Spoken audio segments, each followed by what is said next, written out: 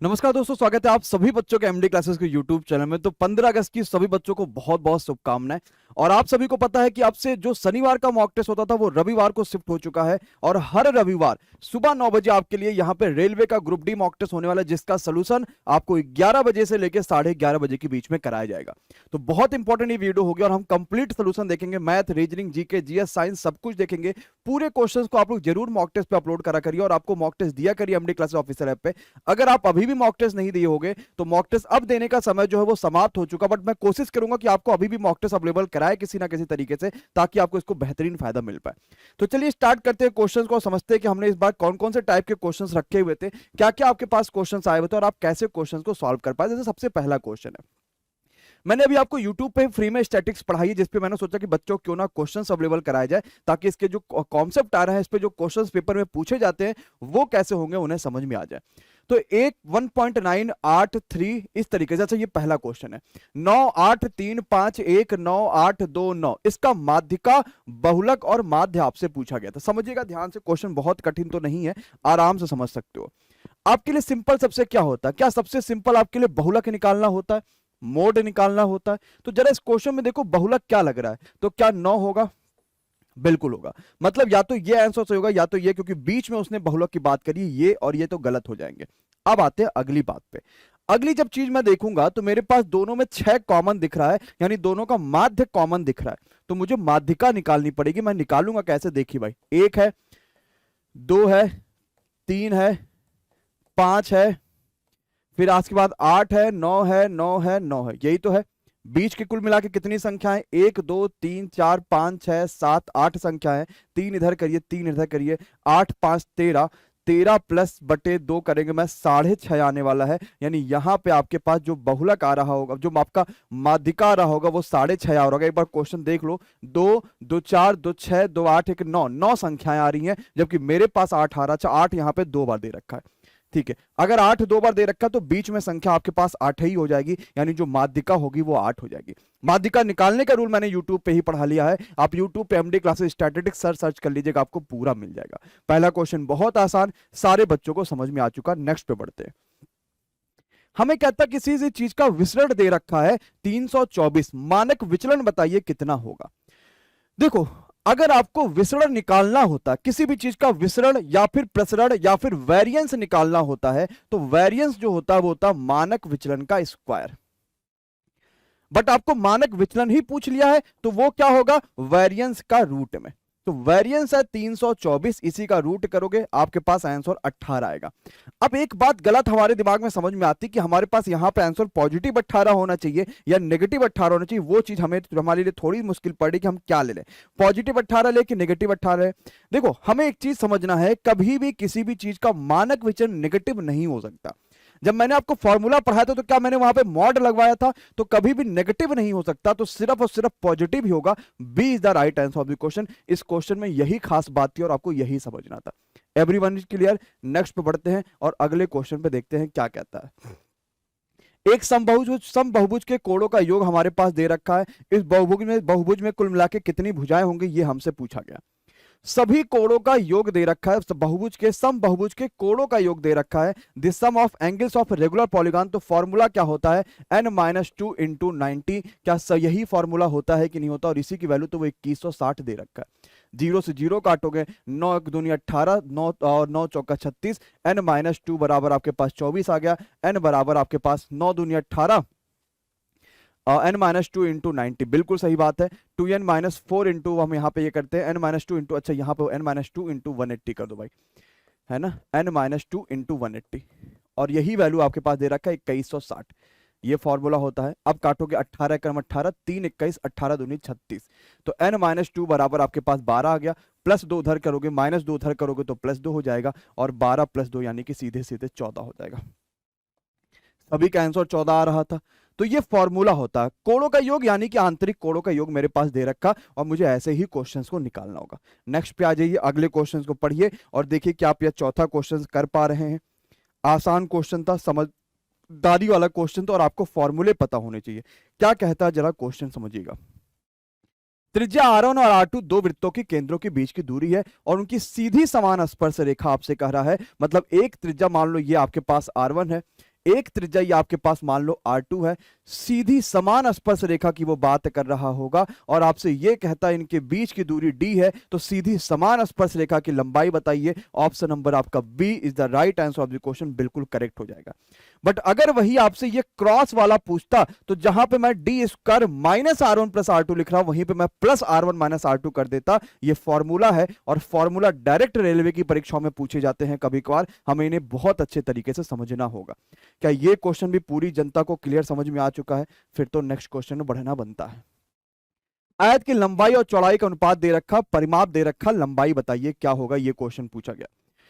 किसी भी आयत का परिमाप क्या होता है? 2 ब्रैकेट में लंबाई प्लस चौड़ाई। मैंने लंबाई को 3x मान लिया, चौड़ाई को x मान लिया क्योंकि 3 और 1 का अनुपात था, और यही बराबर मेरे पास परिमाप कितना दे रखा? 96। आपको यहां पे 2 से काटोगे तो 48 दूना 96, तो 4x बराबर आपके पास 48 आ गया, x बराबर सीधे आपके पास 12 आ गया। उसने कहा आयत की लंबाई बताइए और लंबाई 3 रेशियो में है, तो 12 तिया 36। क्या ऑप्शन नंबर सी यहां पे बिल्कुल करेक्ट हो पा रहा है? क्या सभी को पांचवा क्वेश्चन भी समझ में आ चुका कि 36 कैसे आ रहा है? बिल्कुल क्लियर है। नेक्स्ट पे आते हैं। 32√3 मीटर ऊंचे एक टावर के शीर्ष से इमारत के पाद का अनुमान कोण दे रखा है, क्या समझिएगा क्वेश्चंस को। 32√3 मीटर ऊंचे एक टावर के शीर्ष से एक इमारत के पाद का औनमन कोण, इमारत है यहां पे, इस इमारत के पाद का औनमन कोण आपको पास दे रखा है। मतलब यहां पे डायरेक्ट समझिएगा, ये इमारत है, मान लो इतनी बड़ी इमारत है, इसके पाद का मेरे पास औनमन कोण दे रखा। अब मुझसे यहां पे क्वेश्चन पूछेगा कि इसके पाद का अगर औनमन कोण आपके पास कितना दे रखा है? 60 दे रखा है। आपसे कहता है ये बताइए टावर इमारत से कितनी दूरी पर है, ये आपसे डिस्टेंस पूछ रहा है, ये डिस्टेंस कितना आएगा? मुझे लग रहा है ऐसे ही फिगर बनने वाला और ऐसे ही आपका फिगर आएगा और यही बिल्कुल सही आंसर हो जाएगा, है ना। आइए जरा समझते हैं। देखो भाई, मैं क्या करूंगा, मुझे इस इमारत से कोई मतलब ही नहीं कि इस इमारत की ऊंचाई कितनी है, क्या है क्या नहीं है, क्योंकि क्वेश्चन में कुछ ऐसी बात उसने कहा ही नहीं है। जब ऐसी बात उसने कुछ कहा ही नहीं तो मैं ऐसे ही सिंपल सॉल्व कर लूंगा। मैं डायरेक्टली क्या लिखूंगा? tan 60 बराबर क्या होता है? लंब और बटे आधार, और tan 60 होता है √3 बराबर 32√3 और डिवाइड बाय यहां पे आपके पास d आ जाएगा। √3 से √3 कटेगा, d की वैल्यू डायरेक्ट 32 आ जाएगी, यानी हमसे वो डिस्टेंस जो पूछा वो डायरेक्ट 32 आ रहा है। ये भी एक क्वेश्चन बढ़िया था। देखो हर क्वेश्चन अपने आप में बेटर है, आपको करना क्या है, इन क्वेश्चन को खुद से टैकल करना है, खुद आपको इन क्वेश्चन में प्रैक्टिस करनी है। मैं आपको उस लेवल पे अब लेकर जा रहा हूं जहां पे आप 25 में से 25 सॉल्व कर सकते हो, बस आपको थोड़ी सी मेहनत और करनी है, आप 25 में से 25 कर पाओगे। 7वें क्वेश्चन की तरफ आ जाते हैं। ये भी क्वेश्चन बहुत आसान दे रखा है, बहुत इजी दे रखा है, बहुत बढ़िया तरीके से आपके पास ये क्वेश्चन दे रखा है। ध्यान से समझिएगा क्वेश्चन क्या है, और 7वां क्वेश्चन जनता के सामने आ चुका है। tan स्क्वायर 45, tan 45 1 होता है, स्क्वायर करोगे तो भी 1 होगा। cos स्क्वायर 60, cos 60 होता 1/2, स्क्वायर करोगे तो 1/4 आएगा, बराबर x sin 45 1/√2 इंटू cos 45 1/√2। ध्यान से क्वेश्चंस करना। और cot 30, cot tan 30 1/√3, तो cot 30 सिर्फ और सिर्फ √3। देखो भाई 4 एक का नम 4 में से एक जाएगा, ये 3/4 आ जाएगा, बराबर ये x/2 आएगा, क्योंकि √2 और √2 का मल्टीप्लाई सिर्फ 2 आता है, और यहाँ पे आपके पास √3 लगा हुआ है। 2 से काटोगे 2 दूनी 4, और आप अब यहाँ पे x की वैल्यू निकालोगे तो डायरेक्टली देखो भाई मुझे x की वैल्यू चाहिए, तो x बराबर क्या आने वाला है? इसके नीचे आ जाएगा, या फिर आप सिंपली और क्या काम कर सकते हो, मुझे देखो सिंपली मैं और क्या काम कर सकता हूं, ऑप्शंस के हिसाब से मैं क्वेश्चंस को अरेंज करता हूं। मेरा आया 3/2 बराबर √3x, यही तो आया है। मैं क्या 3 को √3 इंटू √3 लिख सकता हूं, /2 बराबर √3x, ये कटा, x बराबर डायरेक्टली √3/2 आ रहा है। ऑप्शन नंबर ए सिंपल है, तो मैं क्वेश्चंस को और आसानी से कर पा रहा हूँ और इजी तरीके से मैं कर पा रहा हूँ। अब कोई भी परेशानी आपको नहीं आने वाली और क्वेश्चन समझ भी पा रहे होगे। 7वां क्वेश्चन भी जनता को एकदम क्लियर हो गया होगा। अब 8वें पे आ जाते हैं। क्वेश्चन में एक इक्वेशन दे रखा है कि a + b + c = 2s, तो इसकी वैल्यू क्या होगी? ये क्वेश्चन मैंने बहुत बार करा दिया, आपको समझ में नहीं आया तो आप समझो आप कैसे कर पाएंगे इस क्वेश्चन को, समझिएगा बढ़िया तरीके से, ठीक है, बिल्कुल बढ़िया, बिल्कुल अच्छे से समझना भाई। मैं यहां पे कोई वैल्यू सोचूंगा मन में, फॉर्मूला नहीं सोचने की जरूरत है कि मैं फॉर्मूला सोचूं, ये सोचूं वो सोचूं, मैं वैल्यू सोचूंगा कि क्या वैल्यू हो सकती है। 1 1 1 लोगे तो 3 आ जाएगा, यहां पे किसी का मल्टीप्लाई करोगे तो नहीं होगा। मैं अगर यहां पे a भी 2 ले लूं, b भी 2, 2 दूनी 4, 2 6 आ रहा है, तो s को मैं 3 ले लेता हूं। हो गया, समझ में आ गया, खत्म हो गया। तो अगर आप ऐसे 3 लेते हो, 3 में से 2 घटाओगे फिर भी 1, फिर भी 1, और यहां पे आपके पास 3 आ जाएगा। 3 1 4 1 5, टोटल आपके पास 5 आ रहा है ना? टोटल आपके पास 5 आ रहा है। अब 5 कहीं भी आ रहा है क्या मेरे पास ऑप्शन में? 5 कहीं भी मेरे पास ऑप्शन में आ रहा है? s माइनस ए, s माइनस बी और 3s माइनस ए। अब यहां पे तो मेरे पास 3s माइनस है, 3 में से 2 घटाओगे तो 5 ही आ रहा है, डायरेक्ट 5 आ रहा है। इस क्वेश्चन में देखोगे तो कोई भी ऑप्शन नहीं सही हो रहा, मतलब कि वही हाल हो गया, ये 8वां क्वेश्चन आपके पेपर में रॉन्ग जाएगा, है ना? ध्यान रखिएगा, ऐसा बहुत बार होता है कि जब आपके पेपर्स में रॉन्ग क्वेश्चन जाते हैं और आप फिर वहां पे क्वेश्चन को गलत करके सही करके चले आते हो, या फिर यहाँ पे कोई डाटा मिस है क्या? अच्छा, यहाँ पे देखो एक डाटा ये मिस है, और भी अभी क्वेश्चन है, इसमें और भी चीजें ऐड है। एक सेकंड एक सेकंड एक सेकंड, अभी और भी चीजें इसमें ऐड है। ये पूरा ऐसे लिखा हुआ है, इंग्लिश में देखो सही लिखा हुआ है ना? अच्छा, मुझे सिर्फ और सिर्फ सी की वैल्यू बतानी है कि सी की वैल्यू कितनी आएगी। समझ नहीं आ रहा इसमें क्या कह रहा है क्वेश्चन में। सिर्फ सी की वैल्यू मैं कैसे बता सकता हूं? और अगर मुझसे यहाँ पे क्वेश्चन ऐसे पूछा जाएगा तो मैं इसको कैसे बता पाऊंगा? चलो इसको छोड़ते हैं ना, ये कुछ क्वेश्चन में एरर है, जाने दो। ठीक, चलिए, ज्यादा दिमाग एरर में लगाने से कोई फायदा नहीं, उतने में और बेहतर क्वेश्चन दूसरा कर पाएंगे। हमें ज्यादा दिमाग लगाएंगे तो दिक्कत हो जाएगा। पक्का है? ओके है? सबको समझ में आ चुका है? बढ़िया बात है। चलिए, अच्छा क्वेश्चन था, आसानी से हम कर पा रहे थे, बहुत इजी तरीके से हम लोग कर पा रहे थे और बहुत आसानी से समझ पाते। चलिए, अब अपने अगले क्वेश्चन की तरफ आते हैं। हमने 8वां क्वेश्चन के बाद अब 9वें क्वेश्चन पे रुक कर लिया है और 9वें क्वेश्चन की तरफ देखते हैं कि क्या क्या। तो मैं कोशिश करूंगा आपको टेस्ट में सही क्वेश्चन अवेलेबल करा पाऊं। मेरे पास 2 रूट यहाँ पे क्या क्या दे रखे हैं, उन दोनों रूट को देखिएगा। अल्फा की वैल्यू उसने दे रखा है a प्लस रूट बी, और मेरे पास बीटा की वैल्यू उसने दे रखा है a माइनस रूट बी।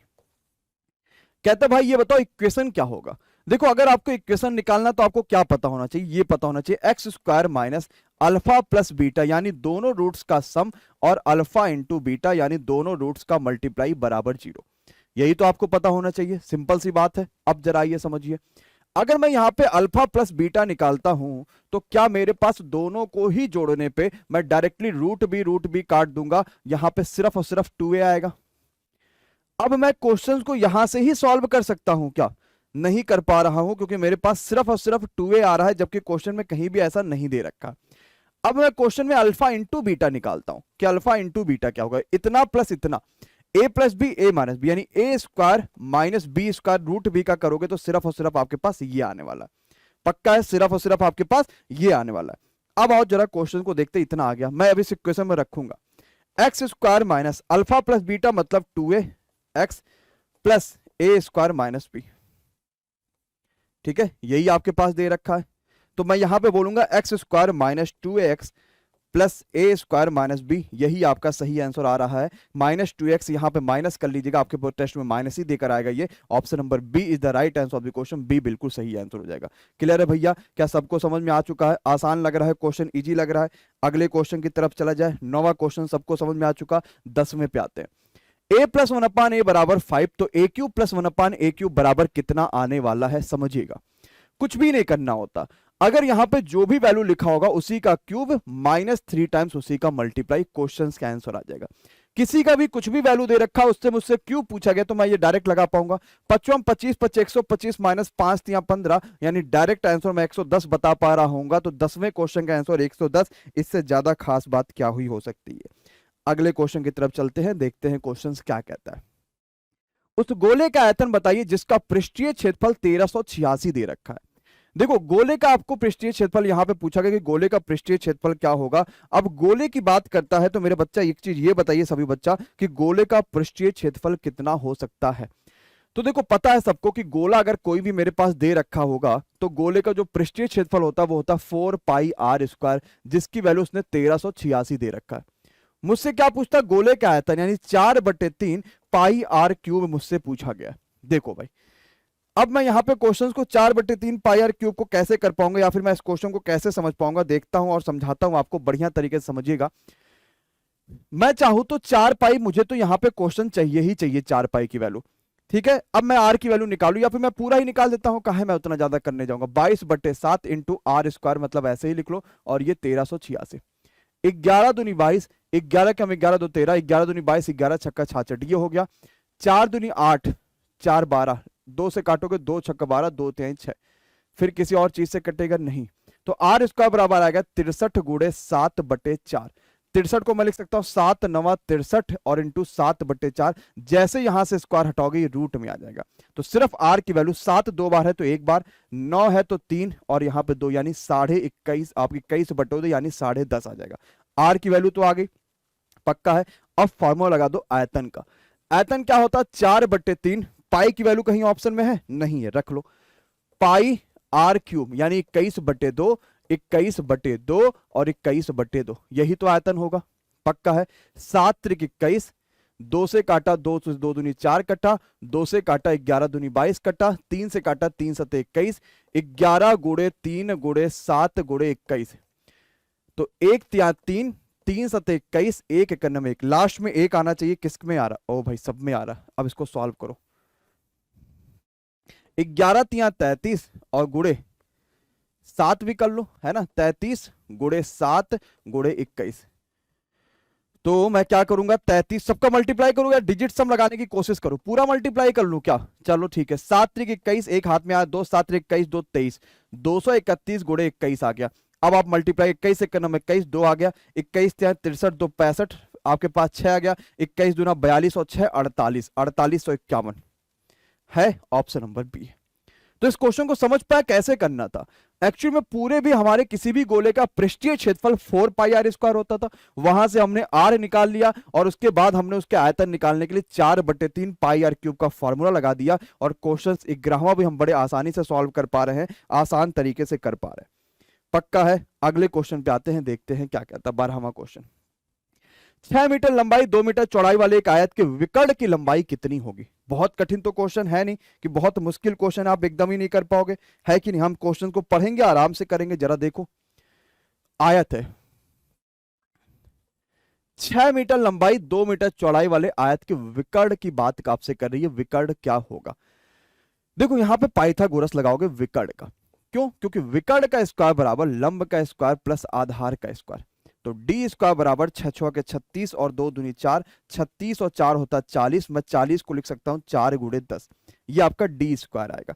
जबकि डी आएगा रूट में 4 गुणे 10 और 4 बाहर आ जाएगा यानी विकर्ण 2√10 आ जाएगा। Option number A is the right answer of the question. तो 12वां क्वेश्चन भी आपके लिए इजी हो जा रहा है, कोई खास दिक्कत की संभावना यहां पे नहीं आ रही है। क्लियर है, पक्का है। 13वें क्वेश्चन की तरफ बढ़ते हैं।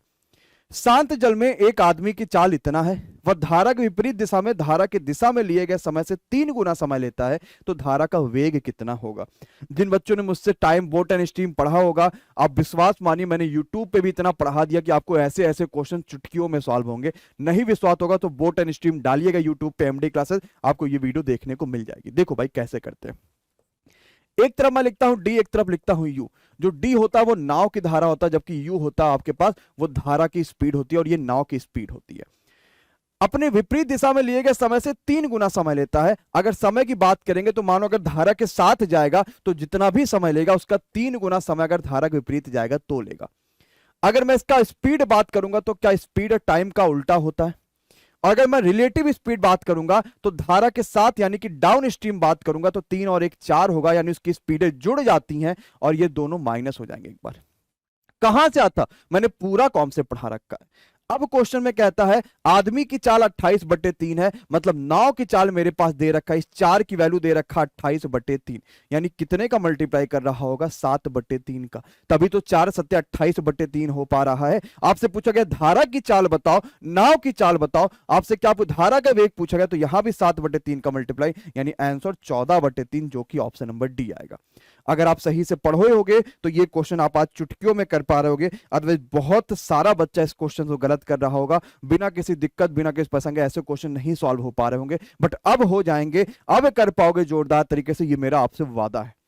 चले भाई अगले क्वेश्चन पे आइए जरा पढ़ते हैं। 14वां क्वेश्चन बढ़िया क्वेश्चन है, ध्यान से करिएगा। 2 ट्रेन की गति दे रखी है, दूसरी ट्रेन 8 घंटे में 800 किलोमीटर जाती है, तो पहले ट्रेन की स्पीड क्या होगी? ये क्वेश्चन आपसे पूछा गया। देखो दूसरी ट्रेन 8 घंटे में 800 जाती है, यानी दूसरी वाली ट्रेन की स्पीड 100 किलोमीटर पर आवर और दूसरी वाली की 5 दे रखा, तो कितने का मल्टीप्लाई? 20 का। तो पहले में भी 20 का मल्टीप्लाई करो, 20 चौका 80। था कुछ क्वेश्चन में? बिल्कुल भी नहीं था, एकदम बच्चों वाला क्वेश्चन था। अगला क्वेश्चन आता है, एक रेलगाड़ी 70 की स्पीड से चलती है, 24 मिनट में कितना दूरी तय करेगी, और दूरी किलोमीटर में चाहिए। तो दूरी बराबर होता है स्पीड इंटू टाइम।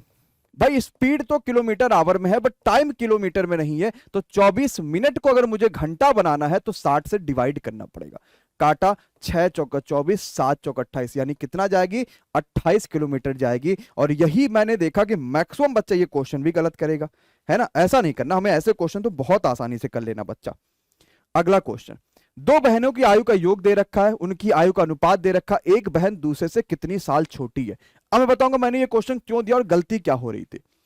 दोनों के आय का योग 81 है, जबकि यहां जोड़ो तो 5:9 रेशियो है, और इसकी वैल्यू 81 है, तो एक रेशियो की वैल्यू कितनी आ गई, 9 9 81। बच्चा डायरेक्ट 9 लगा दे रहा था, और 9 ही तो सही है।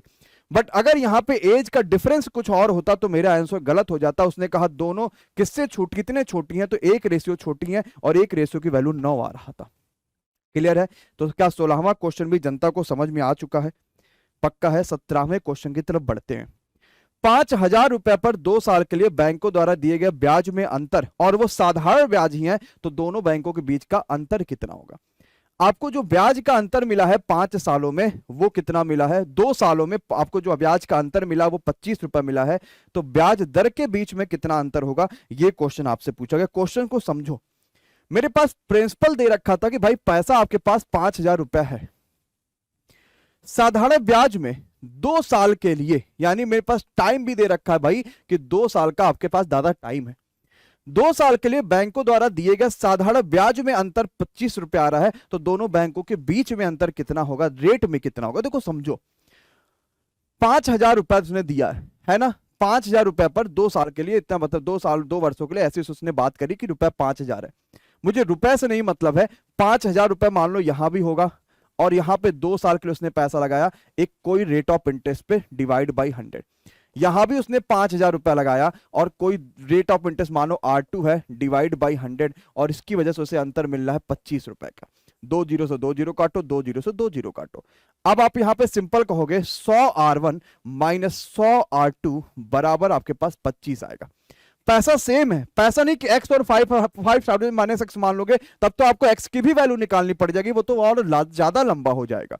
100 कॉमन ले लीजिए, R1 माइनस R2 आपके पास आ गया 25, और 25 से आप 100 यहां से हटा के इसके नीचे लाओगे तो 25/100 ना करो, क्योंकि ऑप्शन में नहीं ऐसा कुछ कर रहा है, वो 25/100 नहीं कर रहा है, इसको सीधे सीधे उसने 0.25% कर लिया, और मेरे पास वही तो आंसर आ रहा है।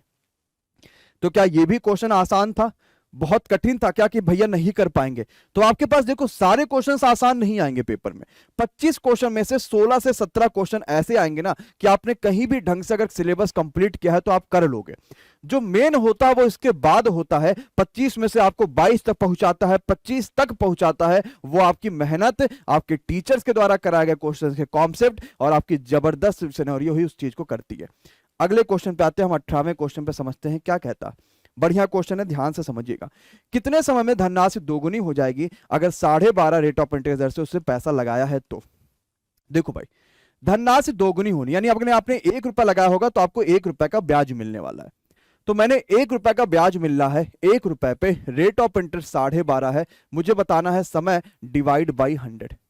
मैं कहूंगा 100 बराबर 12.5 को क्या मैं 125/10 लिख सकता हूं, बिल्कुल लिख सकता हूं। ठीक है, अब देखो भाई 25 25 125, 25 100 का 100, 5 दूनी 10 और 4 दूनी 8, मैं कहूंगा समय जो आएगा वो 8 साल आ जाएगा। Option number D is the right answer of this question, बिल्कुल आसानी से निकल पाएगा। ये भी एक आसान क्वेश्चन था, हर बच्चा कर पा रहा था इस क्वेश्चन को, सिर्फ कॉन्सेप्ट को पकड़ना। अब ये मैंने क्या लगा दिया, मैंने लगा दिया SI बराबर PRT/100, और कुछ नहीं लगा दिया, सिर्फ ये फॉर्मूला लगा दिया। नेक्स्ट पे आ जाइए।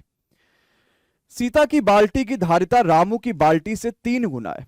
यहां पे मैंने लिखा सीता, यहां पे रामू, इनकी धारिता 3 गुना यानी इफिशियंसी यानी क्षमताएं 3 गुना है।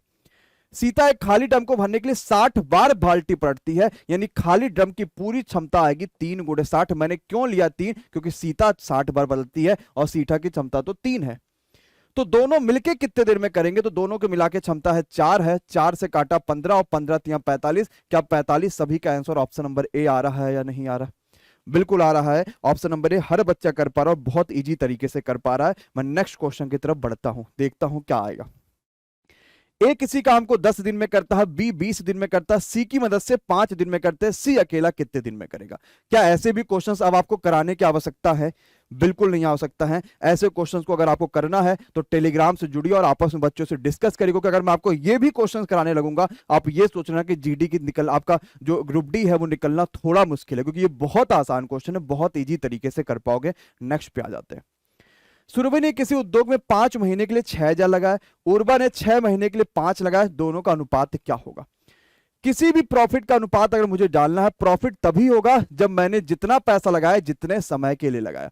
मतलब मैं डायरेक्टली ये बात बोल सकता हूं कि प्रॉफिट बराबर इन्वेस्टमेंट इनटू टाइम आराम से कर पाओगे। दोनों महीनों की बात कर रहे हैं तो महीना ही ठीक है।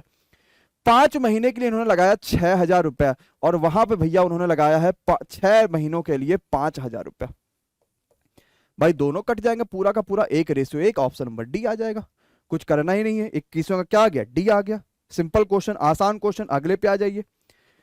3 दिन का 3 घंटे के साथ अनुपात बताइए। तो अगर मुझे कभी भी रेशियो बताना तो अलग अलग तो वहां पे यूनिट तो चाहिए नहीं, मुझे 3 दिन और 30 घंटे बताना है। तो एक दिन में होते हैं 24 घंटे, 3 दिन में 24 गुणे 72 घंटे होंगे। 3 से काटा 3 दहाई में 30, 2 से काटोगे 12 और 2 पंचे 10, यानी आंसर 12:5 आएगा। अब कुछ बच्चा यहां पे डी लगा रहा था जो कि गलत हो जाएगा। समझ पाए कि आपको कौन से क्वेश्चन पे टिक करना था, कैसे करना था? बिल्कुल क्लियर है। नेक्स्ट पे बढ़ जाइए। एक छोटे पैमाने पर व्यापार ने पिछले साल 75,000 का लाभ कमाया, इस साल 25% की वृद्धि होगी, तो सही आंसर कितना आने वाला? ये क्वेश्चन आप सभी से पूछा गया। यानी डायरेक्टली 75,000 रुपए का मुझे 25% की वृद्धि के हिसाब से इतना आंसर आएगा। 25 5 125, 25 चौका 100, और 4 से अगर मैं काटूंगा तो 4 एकम 4 3 7, 4 8 32, 3 35, 4 7 28, 2 30, 4 5 20, इतना आ गया। 5 का मल्टीप्लाई करोगे 55 25, 2 5 7 35, 2 37, 3 5 8 40 और 3 43 और 4 5 एकम 5 4 9, 93,750, ऑप्शन नंबर डी आ जाएगा। कुछ नहीं करना था, 75,000 पे 25% की वृद्धि, मतलब सीधे सीधे 75,000 का 125%, और क्वेश्चन आपका सिंपल हो जाएगा। नेक्स्ट पे आ जाते हैं, अगले क्वेश्चन को देखते हैं क्या कहता। 131/255 बहुत आसान क्वेश्चन है, पेपर्स का आया हुआ ही वो क्वेश्चन है। +2/5 +5 -17/3, यही तो दे रखा है क्वेश्चन में। क्या कुछ भी दिमाग काम कर रहा है कि सर इस क्वेश्चन में कैसे क्या करा जाए? एकदम दिमाग सा काम कर रहा है? नहीं कर रहा। समझो मैं क्या करूंगा, मैं पूरा एलसीएम ले लूंगा। मैं कहूंगा 255 13 से भी कटता है, 13 क्रम 13 और 12, 13 12 25, हाँ तो 125 आएगा। सबसे कट रहा है क्या 255? बिल्कुल कट रहा है। अच्छा यार 13 से नहीं कटेगा, 3 से कटेगा बिल्कुल। तो मैं पूरा का पूरा 255 एलसीएम ले लूंगा, ये आपका 131 ही रह जाएगा। मैं 5 को डिवाइड करूंगा 255 तो 55 25, 5 के पास 51 आएगा, और 51 दूना 102 होगा। ये एकदम नहीं कटेगा तो 255 का आप मल्टीप्लाई करोगे, और यहां पे इसको पहले मैं सॉल्व भी कर सकता था, लेकिन चलो कर लो। 5 गुणे 255 आएगा, माइनस 3 से काटोगे तो 3 8 24, 1 3 5 15, 85 आ जाएगा। अब इसी को आपको सॉल्व करना है, ऑप्शन नंबर डी ले आना।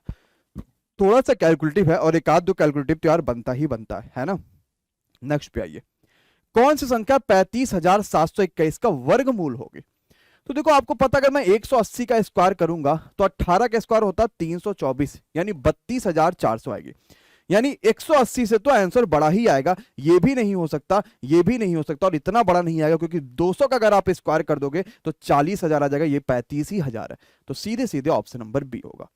तो ये आपके ग्रुप डी के 25 क्वेश्चन थे, जो कि बहुत अच्छे लेवल के, बहुत बढ़िया, बहुत शानदार आपके पेपर में थे। आपको एसएससी जीडी का भी मॉक टेस्ट मिलेगा, अगर आप वो भी मॉक टेस्ट नहीं दिए हो तो एसएससी जीडी का मॉक टेस्ट दीजिए, जो कि 12 बजे होगा, और पेट का भी आपको मॉक टेस्ट देना है। एसएससी जीडी पेट दोनों मॉक टेस्ट आप ऐप पे जाके सब कुछ देख सकते हो।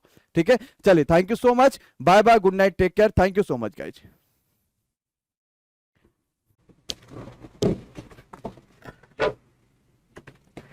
हेलो मेरे प्यारे दोस्तों, very good evening, very good morning, very good afternoon to all of you.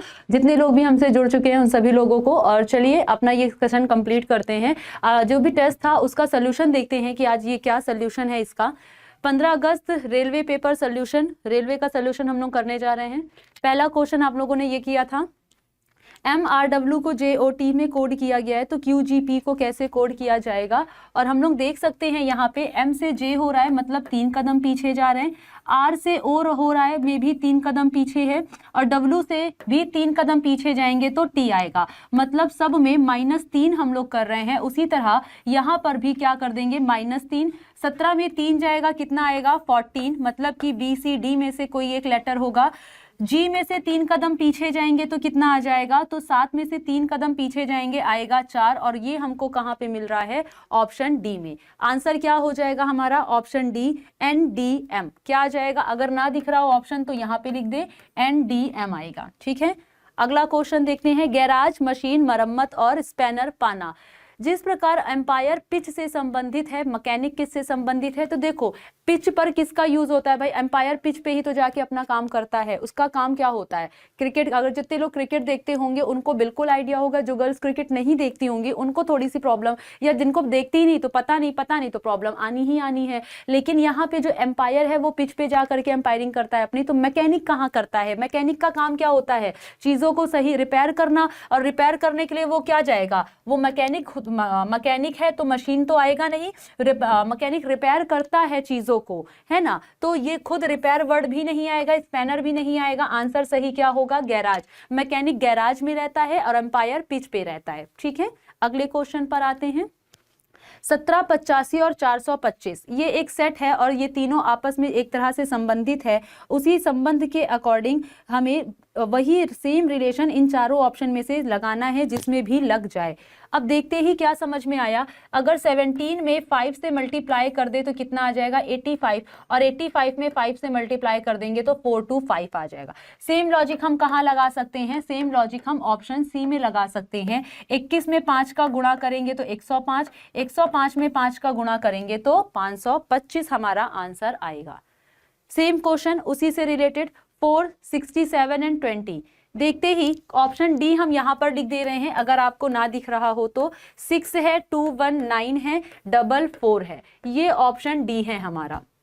देखो 4 में 5 से मल्टीप्लाई किया तो 20 आ गया, राइट। अब 4 में 5 से मल्टीप्लाई करने पर 20 आ रहा है, तो यहाँ पर 5 और 56 मल्टीप्लाई करने पर नहीं आ रहा। 30 में 5 से गुणा करने पे 12 नहीं आ रहा। 7 में 5 से गुणा करने पर 104 नहीं आ रहा। 1 मिनट, ठीक है। देखो यहाँ पर क्या हो रहा है, पहले में हमने 4 में 5 से गुणा किया तो कितना आ गया, 20 आ गया ना। उसी तरह ध्यान देना, 4 में 5 से गुणा किया, यहाँ पे कहीं पर भी 5 से गुणा करने पर वो वैल्यू हमको नहीं मिल रही। 6 में अगर 5 से गुणा करें तो 44, जबकि 44 6 में 5 से गुणा करने पर नहीं आएगा। तो लॉजिक क्या लग रहा है, 4 है, 4 से एक ज्यादा हो गया, 5 का गुणा किया तो लास्ट में देखने को क्या मिला, 20। 3 है, 3 से एक ज्यादा क्या है, 4 का गुणा किया, लास्ट में देखने को क्या मिल गया हमको, 12 आ गया। तो आंसर क्या लगा देंगे इस लॉजिक के अकॉर्डिंग, ऑप्शन बी। लेकिन ये 67 कहाँ से आया, ये बीच में 67 का लॉजिक क्या है, ये बीच में 30 का लॉजिक क्या है।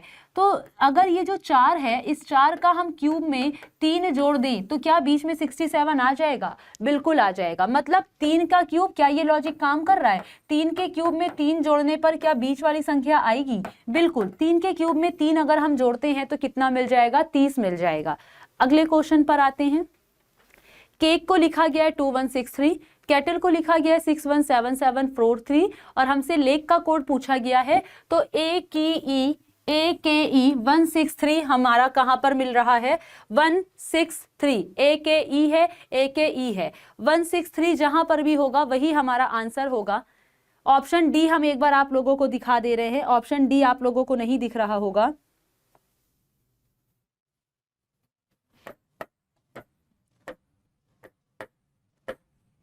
ये हमारा ऑप्शन डी है और यही हमारा आंसर होगा। सी और डी यहां से ये हटा दे रहे हैं क्योंकि ये सेम हो रहा है, ठीक है। Option D is the right answer. अगले क्वेश्चन पर आते हैं। एस्ट्रोनॉमी को SARTPONYM से नोट की कोड किया गया है, तो पेन्यूग्रीक को कैसे लिखा जाएगा आपसे पूछा गया है, जल्दी से आंसर कीजिएगा। ASTRONOMY। अब देखो यहां पर कुछ नहीं किया गया है, अगर इस वर्ड को हम अलग से बताएं, थोड़ा सा इसको इधर करते हैं, ठीक।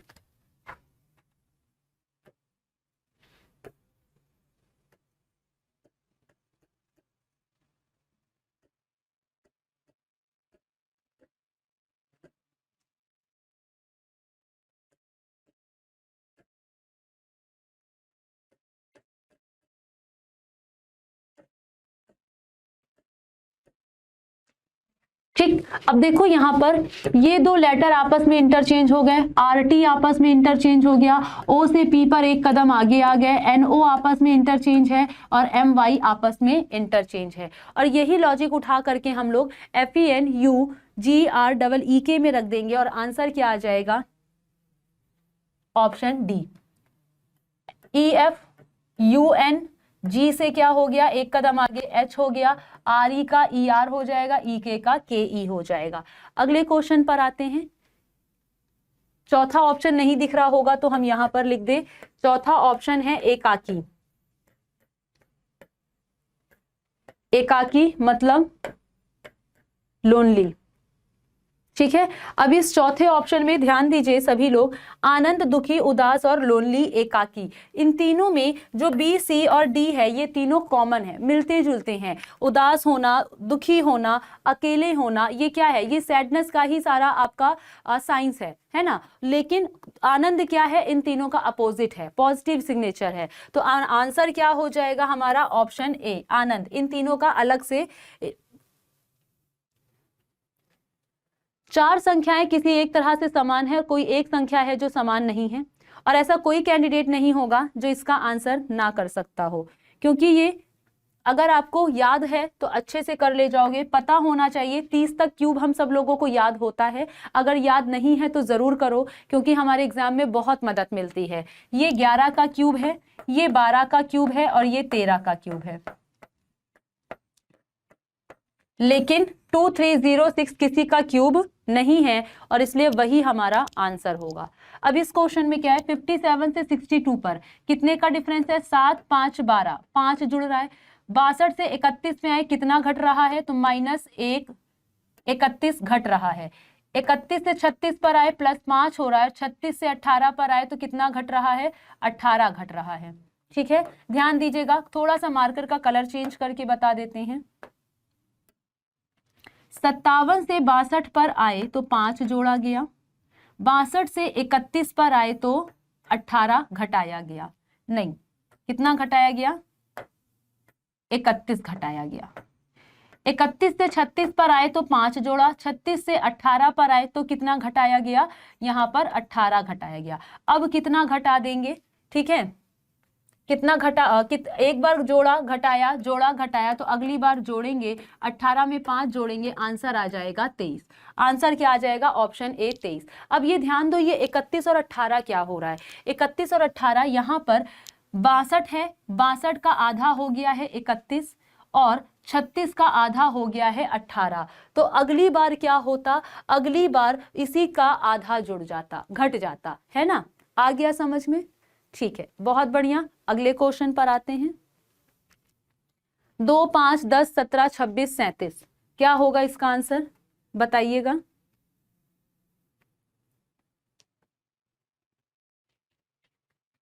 तीन कदम, 3, 2, 5, 5, 5, 10, 10, 7, 17, 17, 9, 26, तो 3 है, 5 है, 7 है, 9 है, तो अगली बार 11 हो गया, 6, 1, 7। अब 11 है तो 12 छोड़ 13 जोड़ेंगे तो 30, 10, 40 और 10 कितना हो जाएगा, 50। ऑप्शन सी हमारा आंसर हो जाएगा। अगर नहीं दिख रहा है तो यहाँ पर लिख दे रहे हैं, 3 जोड़ा गया है, 5, 7, 9, 11 और फिर 13, ये ऐड किया गया है। ये सीरीज हमारी चल रही है, ठीक है। इस प्रश्न को एक और लॉजिक से हम लोग कर सकते हैं। दो लॉजिक, हम एक लॉजिक तो ये जो हमने आपको क्लास में बताया था, क्लास जब हम लोग कर रहे थे तो यही आपको हमने लॉजिक बताया था कि पहले ये अटेम्प्ट किया जाता है। एक लॉजिक और आपको हम बता दें, यहाँ पे ऐसे भी कर सकते हैं, जैसे 57 से 31 पर आ रहे हो तो देखो कितने का एडिशन या डिफरेंस हो रहा है, 6 और 1 7, 3, 2, 5, 26 घट रहा है ना। और 31 से 18 पे आ रहे हैं तो 7 और 1 8, नहीं 8 1 मिनट, इसको हटा देते हैं। हाँ 31 से 18 पे गए तो ये कितना घट रहा है, 8 9 10 11, 8 3 11 का 1 2 और 1 3, 13, पहले 26 उसके बाद 13, ठीक है। ऐसे भी कर सकते हैं कि एक छोड़ के एक, 62 से 36 पर आ गए और 36 से फिर हम आगे आ जाएंगे। इस तरह से भी हम एक छोड़ करके एक अल्टरनेट बेस पर इस क्वेश्चन को कर सकते हैं। ऊपर भी -26 -13, नीचे भी -26 -13, और जब आगे आएंगे तो कितना आ जाएगा, 36 में 13 माइनस करेंगे तो 23 ही आएगा हमारा आंसर। ये क्वेश्चन देख लेते हैं।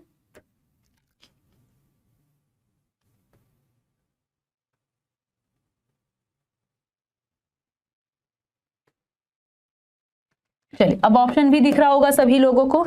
इस क्वेश्चन में क्या हो रहा है, देखो सब में ए दे रहा है, ऑप्शन में हर जगह ए दे रहा है और एक जगह हमको बी दे रहा है। जरा ध्यान दो, यहाँ पे ए के बाद कई सारे बी मिल रहे हैं, ए के बाद भी बी मिल रहे हैं, ए के बाद कई सारे बी मिल रहे हैं, है ना। अगर यहाँ पर हम बी रख दें तो ए के बाद 4 बी, यहाँ पर लास्ट में 2 जगह खाली है, इसका मतलब लास्ट में क्या आएगा, ए बी। ऐसा हमने अज्यूम किया, अभी हमने आंसर नहीं बताया। तो अगर अज्यूम किया तो ए 4 टाइम बी हमको देखने को मिल रहा है और आगे फिर ए बी मिल रहा है।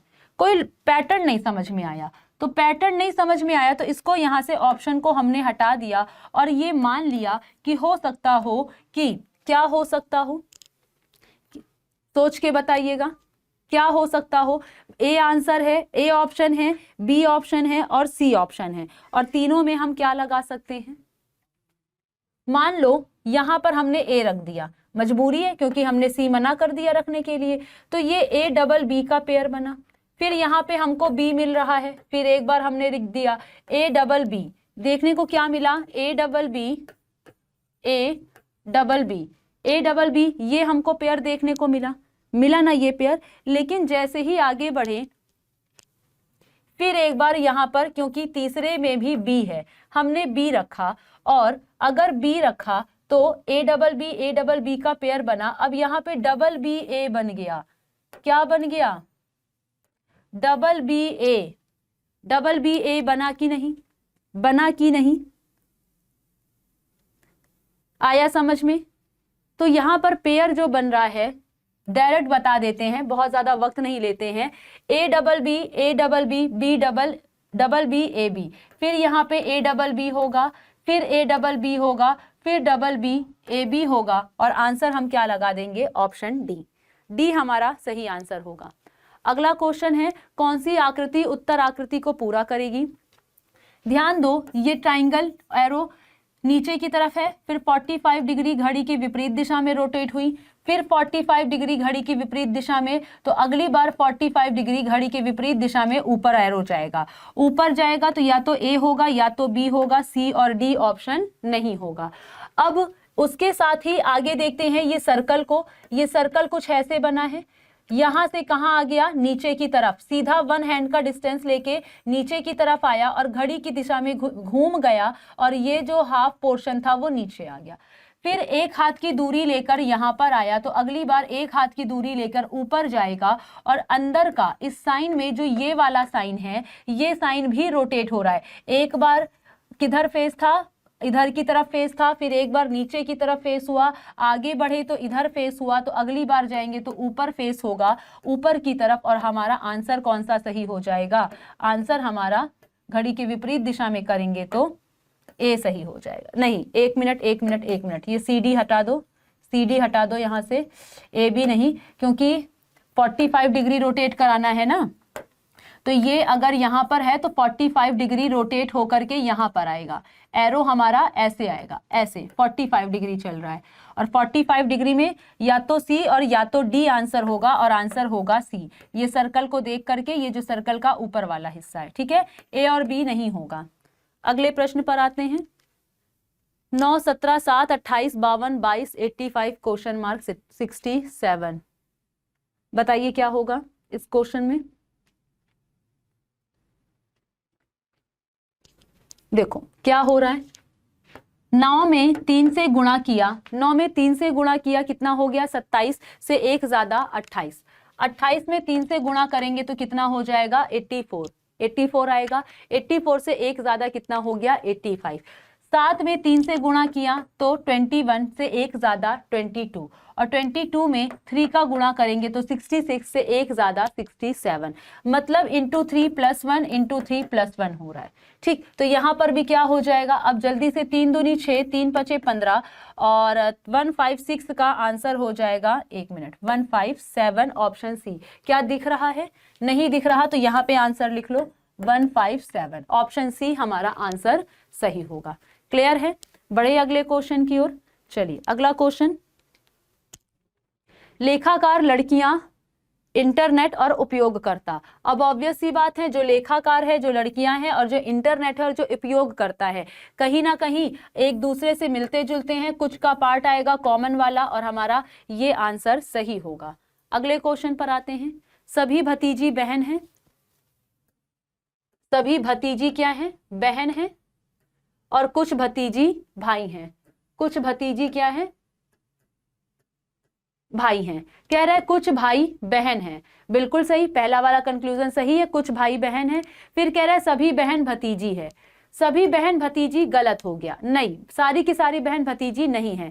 वो दूसरे में कह रहा है कोई भाई बहन नहीं है, निगेटिव कंक्लूजन अपने आप गलत हो गया, और सिर्फ पहला फॉलो कर रहा है, और ऐसे में आंसर क्या लगा देंगे, सिर्फ और सिर्फ ऑप्शन बी, केवल पहला निष्कर्ष अनुसरण करता है।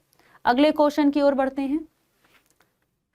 अगला क्वेश्चन कह रहा है कि सभी दार्शनिक बुद्धिमान हैं, राकेश एक दार्शनिक है। निष्कर्ष दे रहा है राकेश बुद्धिमान नहीं है, राकेश बुद्धिमान है। देखो पॉजिटिव स्टेटमेंट है, सभी दार्शनिक बुद्धिमान है, राकेश एक दार्शनिक है, तो राकेश बुद्धिमान नहीं है गलत हो गया, राकेश बुद्धिमान है सही हो गया, और आंसर क्या लगा देंगे, सिर्फ और सिर्फ दूसरा, मतलब ऑप्शन सी। अगला क्वेश्चन, 6 अध्यापक हैं, केंद्र की ओर मुख करके एक वृत्त में बैठे हैं, 1 2 3 4 5 6 बैठा दिया 6 लोगों को। अब केंद्र की ओर फेस करके बैठे हैं, तो जैसे जैसे बोलेगा वैसे वैसे करेंगे। याद रखना, जब केंद्र की ओर फेस करके कोई बैठता है तो ये घड़ी की दिशा में लेफ्ट चलता है, घड़ी के विपरीत दिशा में राइट चलता है। ये वापस से इसलिए बता रहे हैं क्योंकि बहुत से ऐसे कैंडिडेट हैं जो भूल जाते हैं, जिन्हें याद नहीं रहता है। ठीक है, तो M जो है वो G के बाएं से तीसरी ओर है, यहाँ पर G को बैठा लिया, G के बाएं तीसरी ओर यहाँ पर कौन आ गया, M आ गया। ठीक, D J के तुरंत बाई ओर है। अब क्योंकि हमें D और J का जगह अभी फिक्स नहीं है तो हमने D और J को नहीं छुआ। आगे की ओर चले तो जो A है वो M के तुरंत बाई ओर है। अब जो A है वो M के तुरंत बाई ओर, बायां घड़ी की दिशा में चलेगा तो M के तुरंत बाई ओर A यहाँ पर आ जाएगा। ठीक, यदि हम P से फिर आगे क्या कह रहा है कि जो M है वो G के बाईं ओर तीसरा है, जो D है वो J के तुरंत बाईं ओर है। ठीक है,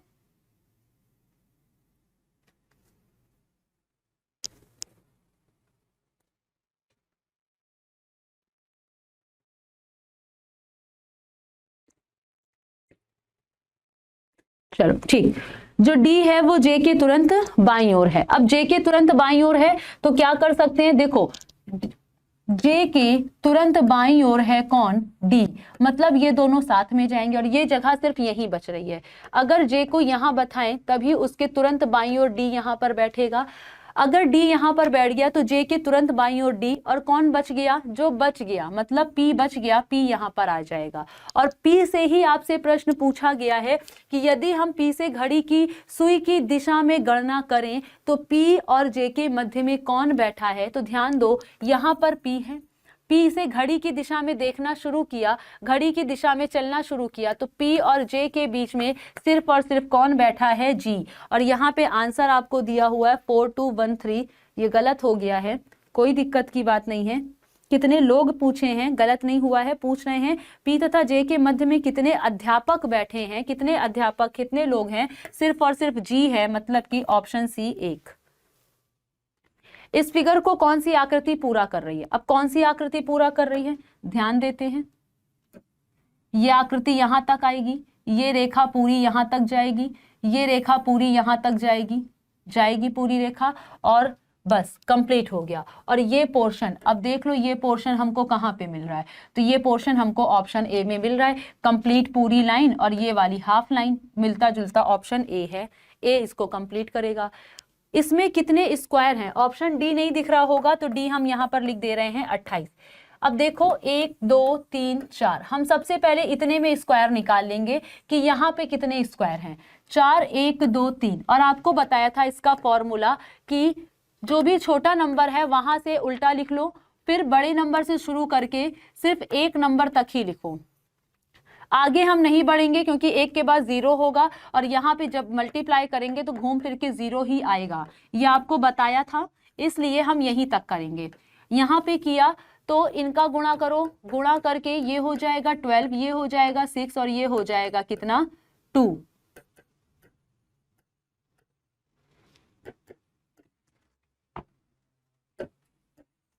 और ये पूरा ऐड करेंगे 12 6 18 2 20, तो टोटल इस वाले में कितने निकल करके आए, इस पूरे में टोटल कितने वर्ग निकल के आए 20। 20 के बाद ध्यान दो इस वाले बॉक्स में टोटल 5 होंगे तो कितना हो गया 25, और ये एक स्क्वायर कितना हो गया 26, और आंसर हम लोगों ने लगा दिया क्या, ऑप्शन बी 26। लेकिन एक स्क्वायर इसके साथ आप लोगों ने छोड़ दिया। जब ये हमने काउंट किया, इसको काउंट करने में इस 5 को काउंट कर लिया, टोटल 26 हो गए। 26 के बाद भी एक एक्स्ट्रा स्क्वायर इस वाली लाइन को ले करके, ये 4 स्क्वायर को ले करके ये भी एक वर्ग बन रहा है। यहां तक तो हम पूरा ये काउंट कर ही चुके थे, इसको हमें कहने की जरूरत ही नहीं है, लेकिन बीच वाला ये स्क्वायर एक्स्ट्रा है, याद रखिएगा।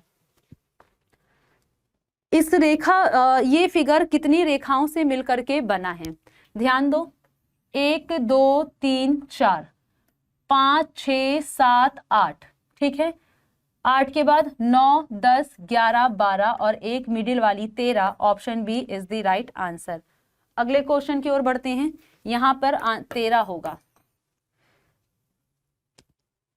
इस फिगर से मिलता जुलता दर्पण छवि की बात कर रहा है, दाईं ओर रखा गया है।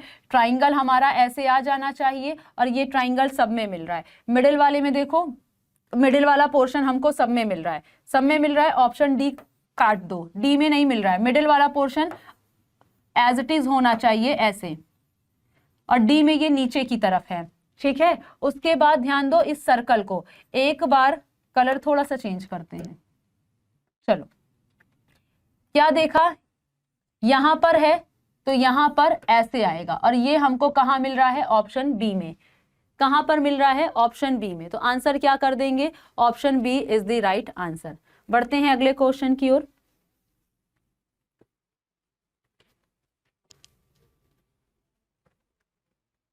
रियलिस्टिक, रियलिज्म, रिस्टोर, रिसर्च और रिसर्ग, इन पांचों को ऑप्शन अल्फाबेटिकल ऑर्डर में लगाना है। और अल्फाबेटिकल ऑर्डर में हम कैसे लगा सकते हैं भैया, अल्फाबेटिकल ऑर्डर में लगाएंगे REA, REA और RES। एस वालों को तो छोड़ दो, पहले ए वाले को उठाएंगे। ए में रियल को उठाएं या रियलिज्म को उठाएं, तो ऑब्वियस सी बात है, देखो एस तक कॉमन है, एस तक साथ चलेगा। एस के बाद जो लेटर है वो है आई और एम, और ऑब्वियस सी बात है पहले आई आएगा, उसी के बाद में क्या आएगा, उसी के बाद में एम आएगा। आएगा कि नहीं, तो पहले क्या आएगा, पहले आएगा 1, उसके बाद क्या आएगा, 1 के बाद आएगा, पहले क्या आ जाएगा, रियलिज्म, क्योंकि एल क्या है, एल के बाद आई एस एम।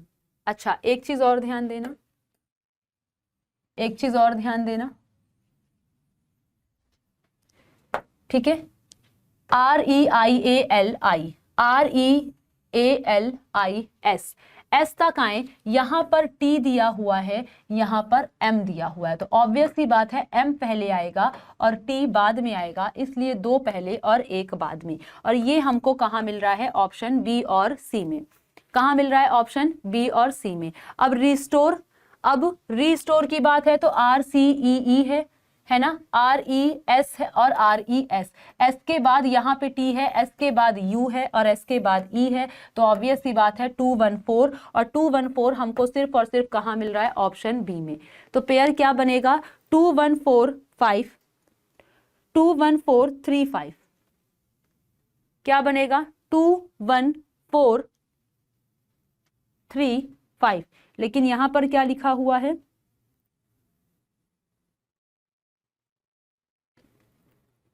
ठीक है। चलो आगे बढ़ें, इसी क्वेश्चन में।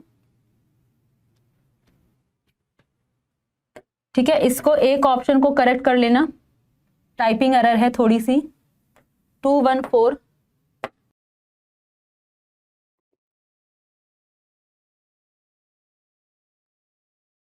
नमस्कार दोस्तों, एमडी क्लासेस पर आपका बहुत बहुत स्वागत है। जैसा कि आज 15 अगस्त है, तो सबसे पहले हम लोग है ना 15 अगस्त की बहुत सारी शुभकामनाएं आपकी तरफ भेज रहे हैं। और इस भारत की इस यौम आज़ादी का जो दिन है, इसका बहुत बहुत मुबारकबाद। भारत आज स्वतंत्र हुआ, जो आज हम लोग स्वतंत्रता की आबो हवा में जी रहे हैं। ये आज ही का दिन वो था खुशनसीब दिन, जिस दिन हम लोग ऐसा दिन पा गए हैं। तो एक बार फिर से स्वतंत्रता दिवस की हार्दिक शुभकामनाएं, हार्दिक बधाई। तो मेरे प्यारे दोस्तों, जैसा कि पता है कि जो रेलवे का ग्रुप डी का जो टेस्ट हुआ था, उसका हम लोग आज डिस्कस करेंगे, है ना। उसमें डिस्कशन में देखेंगे कि कैसे प्रश्न हैं और उस प्रश्न का ऑप्शन क्या है, और ऑप्शन के बाद हम लोग देखेंगे कि उस प्रश्न का आंसर यही क्यों हुआ है। तो देखते हैं मेरे प्यारे दोस्तों, पहला प्रश्न है आपका। तो सब लोग पहले प्रश्न को पढ़िए। पूछा है, संक्रमण आयन किसमें प्रकाश को अवशोषित कर लेते हैं? Transition ion absorb light in. पहला है दृश्य क्षेत्र में, in the visual field. B है आपका अवरक्त क्षेत्र में, in the infrared region. C है आपका पराबैंगनी क्षेत्र में, in the ultraviolet region. And D है आपका सूक्ष्म तरंग क्षेत्र में, या कह सकते हो इन द माइक्रोवेव रीजन। आपको यही आंसर बताना है कि इसमें आंसर क्या सही होगा। तो मेरे प्यारे दोस्तों, ये प्रकाश का वो क्षेत्र होता है, ठीक है। प्रकाश को अलग अलग क्षेत्रों में बांटा गया है, उनकी वेवलेंथ, उनकी फ्रीक्वेंसी, और क्या है मेरे प्यारे दोस्तों, उनके मॉड्यूलेशन और सारी चीज़ों के आधार पर उनको डिवाइड किया गया है। तो इसका आंसर जो होगा वो आपका होगा मेरे प्यारे दोस्तों, दृश्य प्रकाश होगा। क्या होगा भैया? दृश्य प्रकाश होगा। तो याद रखिएगा, दृश्य प्रकाश इन द विजुअल फील्ड। अगला प्रश्न क्या है? देहली आवृत्ति। यहाँ पर देहली का मतलब दिल्ली नहीं होता है, थ्रेश होल्ड होता है, मतलब दहलीज वाला जो होता। तो देहली फ्रीक्वेंसी कैसी आवृत्ति है, आपको यही बताना है। बहुत बढ़िया क्वेश्चन है कि what is the threshold frequency. आपको हम बता दें फ्रीक्वेंसी क्या होती है। 1 सेकंड में जितना चक्कर लगाया जाता है उसी को हम लोग, 1 मिनट में जितना चक्कर लगाया जाता है उसी को फ्रीक्वेंसी बोलते हैं, है ना। तो आरपीएम मतलब रोटेशन पर मिनट इज कॉल्ड फ्रीक्वेंसी। अब वो अलग चीज है कि मिनट सेकंड जो भी है, यहाँ पर सेकंड हम लोग ले लेंगे, ठीक है। और आपको पता है फ्रीक्वेंसी का मात्रक हर्ट्स होता है। क्या होता है भैया? हर्ट्स होता है। चलो अब देखिए, इसका ऑप्शन है जिसके नीचे प्रकाश धारा स्थिर होती है, below which the light current is constant. B है जिसके नीचे वोल्टता के साथ साथ प्रकाश धारा बढ़ती है, below which the light current increase with the voltage. D C option है नीचे जिसके नीचे वोल्टता के साथ साथ प्रकाश की धारा घटती है, below which the light current decrease along with the voltage. D option है जिसके नीचे प्रकाश वैद्युत उत्सर्जन संभव नहीं होता है, below with which photo electric emission is not possible. तो याद रखिएगा, ये सबसे ज्यादा जो बढ़िया सा आंसर आपको क्या मिलकर आ गया है? डी, मतलब जिसके नीचे प्रकाश वैद्युत उत्सर्जन संभव नहीं होता है उसी को हम लोग देहली आवृत्ति या थ्रेशहोल्ड फ्रीक्वेंसी बोलते हैं। देहली का मतलब होता है दहलीज, है ना। चलो अगला प्रश्न, सीवी रमन को, है ना, इनका पूरा नाम है चंद्रशेखर वेंकटरमन को किस क्षेत्र में कार्य करने के लिए नोबेल पुरस्कार से सम्मानित किया गया है? Mister CV Raman was awarded the Nobel Prize for his work in which field? पहला ऑप्शन है ध्वनि मापी या सोनोमीटर में इन्होंने काम किया है, प्रकाश प्रकीर्णन में इन्होंने काम किया है, या लाइट स्कर्टिंग में काम किया है, रेडियो धर्मिता पर काम किया है। रेडियो धर्मिता का मतलब यहाँ पर रेडियो एक्टिविटी होगा। क्या होगा भैया? रेडियो एक्टिविटी होगा। चलो, इन्होंने रेडियो एक्टिविटी पर काम किया है या फिर क्रायोजेनिक्स पर काम किया है। तो बहुत अच्छी बात है, भारत के ये वैज्ञानिक हैं जिन्होंने दुनिया के सभी पारदर्शी पदार्थों के लिए प्रकाश के प्रकीर्णन का काम किया है। और आपको पता है इनके इस प्रभाव को बोला जाता है रमन प्रभाव बोला जाता है। क्या बोला जाता है मेरे प्यारे दोस्तों? रमन प्रभाव बोला जाता है। तो ये आपको याद रखना है कि रमन प्रभाव किसने दिया, तब आप बताओगे सीबी रमन ने दिया था। किसने दिया था? सीबी रमन ने दिया था। और ये सीबी रमन ने अपना प्रभाव कब दिया था? 28 फरवरी 1930 को दिया था। और जितने भी रमन प्रभाव हैं, है ना, सभी रमन प्रभाव जो होता है वो सभी पारदर्शी ट्रांसपेरेंट पदार्थ के लिए एप्लीकेबल होता है। जैसे हमारा चश्मा है, ये किस पर काम करता है? तब आप बता दोगे भैया रमन प्रभाव पर काम करता है। ठीक है, तो याद रखिएगा कि रमन प्रभाव जो होते हैं वो हमारे सभी पारदर्शी पदार्थ के लिए एप्लीकेबल है, चाहे वो कांच हो चाहे वो पानी हो। ठीक, चलो आगे बढ़ते हैं। यातायात सिग्नलों में लाल प्रकाश प्रयुक्त किया जाता है क्योंकि red light used in traffic signals because, पहला ऑप्शन है खून की रंग लाल है, the colour of the blood is red. B है प्राणी जीवन लाल रंग पहचान सकते हैं, animal can recognized red colour. लाल प्रकाश सबसे कम प्रक्षेपित होता है, red light is the reflected of the other. लाल खतरे का निशान है। चलो भैया, तो याद रखिएगा सबसे कम डेविएशन या सबसे कम जो है आम भाषा में बोले बिखराव किसका होता है? लाल रंग का होता है। इसीलिए लाल हमको दूर ही से दिखाई दे सकता है। ठीक है, तो सबसे कम वेवलेंथ रेड कलर का, समझ में आया? इसीलिए ये बहुत दूर से ही हमको दिखाई देता है। चलो अगला प्रश्न, इंद्रधनुष किस कारण बनता है? What causes a rainbow to form? पहला ऑप्शन है अपवर्तन और परिक्षेपण, रिफ्रैक्शन एंड डिस्पर्शन, प्रकीर्णन और अपवर्तन, स्कैटरिंग एंड रिफ्रैक्शन, विवर्तन और अपवर्तन, डिफ्रैक्शन एंड रिफ्रैक्शन, अपवर्तन और परावर्तन, रिफ्रैक्शन एंड रिफ्लेक्शन। तो मेरे प्यारे दोस्तों, प्रकाश का प्रकीर्णन और अपवर्तन की वजह से हमारा रेनबो बनता है। क्या बनता है? रेनबो। तो यहां पर 5 नंबर का आंसर बी होगा। अगले प्रश्न की तरफ, निम्नलिखित में कौन सा कार्बन का एक रूप नहीं है? निम्नलिखित में कौन सा कार्बन का एक रूप नहीं है? पहला ऑप्शन है काजल, दूसरा हेमेटाइट, तीसरा ग्रेफाइट, चौथा है आपका चारकोल। तो याद रखिएगा इसमें भी कार्बन पाया जाता है, इसमें भी कार्बन पाया जाता है, इसमें भी। ये क्या नहीं है भैया? ये भी कार्बन है, ये भी कार्बन है, ये भी कार्बन है। हेमेटाइट क्या है? लोहा है, लोहे का अयस्क है, लोहे का अयस्क है, या आयरन ओर है। क्या है भैया? आयरन ओर है। तो B is the correct answer, B is the correct answer. चलो आगे बढ़ते हैं। ढलुआ लोहे में कार्बन की प्रतिशतता कितनी होती है? What is the percentage of carbon in cast iron? आपको बताना है कि कास्ट आयरन में, है ना, बहुत सारे आयरन होते हैं, पिटवा लोहा, ढलुआ लोहा, है ना, फिर स्टील लोहा, और क्या कहते हैं रोस्ट लोहा, फलाना फलाना नाम करके बहुत सारे हैं। तो आपको पता है 3 से लेकर 5% तक कार्बन पाया जाता है कास्ट आयरन में। किसमें? कास्ट आयरन में। चलो आगे बढ़ते हैं। सूखी बर्फ, बहुत आसान क्वेश्चन है। What is dry ice? सूखी बर्फ किसे कहा जाता है? तो जैसे सूखी बर्फ की बात करेंगे या ठोस कार्बन डाइऑक्साइड, ठोस जो है सूखी या ड्राई आइस की बात करेंगे, ठोस कार्बन डाइऑक्साइड है। ठीक है, तो पूछा जाता है कि सूखी बर्फ क्या है, तो आप बता दोगे ड्राई आइस है। क्या है भैया? ड्राई आइस है। चलो आगे बढ़ते। अगला प्रश्न है, जल द्वारा किस कार्बनिक यौगिक के रासायनिक अपघटन को क्या कहते हैं? ये बहुत आसान है, बहुत इतना आसान है इसके नाम से ही पता चल जा रहा है। जल का मतलब यहां पर क्या होगा? हाइड्रो। हाइड्रो का विज्ञान का मतलब होता है, विज्ञान में जल बोला जाता है।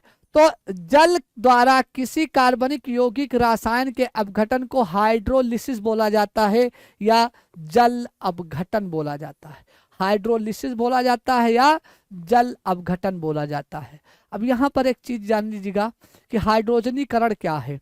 तो वनस्पति घी बनाना या घी बनाने की जो क्रिया, वेजिटेबल ऑयल जो बनता है, उस बनाने की क्रिया को हाइड्रोजनीकरण बोला जाता है या हाइड्रोजिनेशन बोला जाता है। अगला प्रश्न क्या, निम्नलिखित में से किस धातु का गलनांक सबसे कम होता है?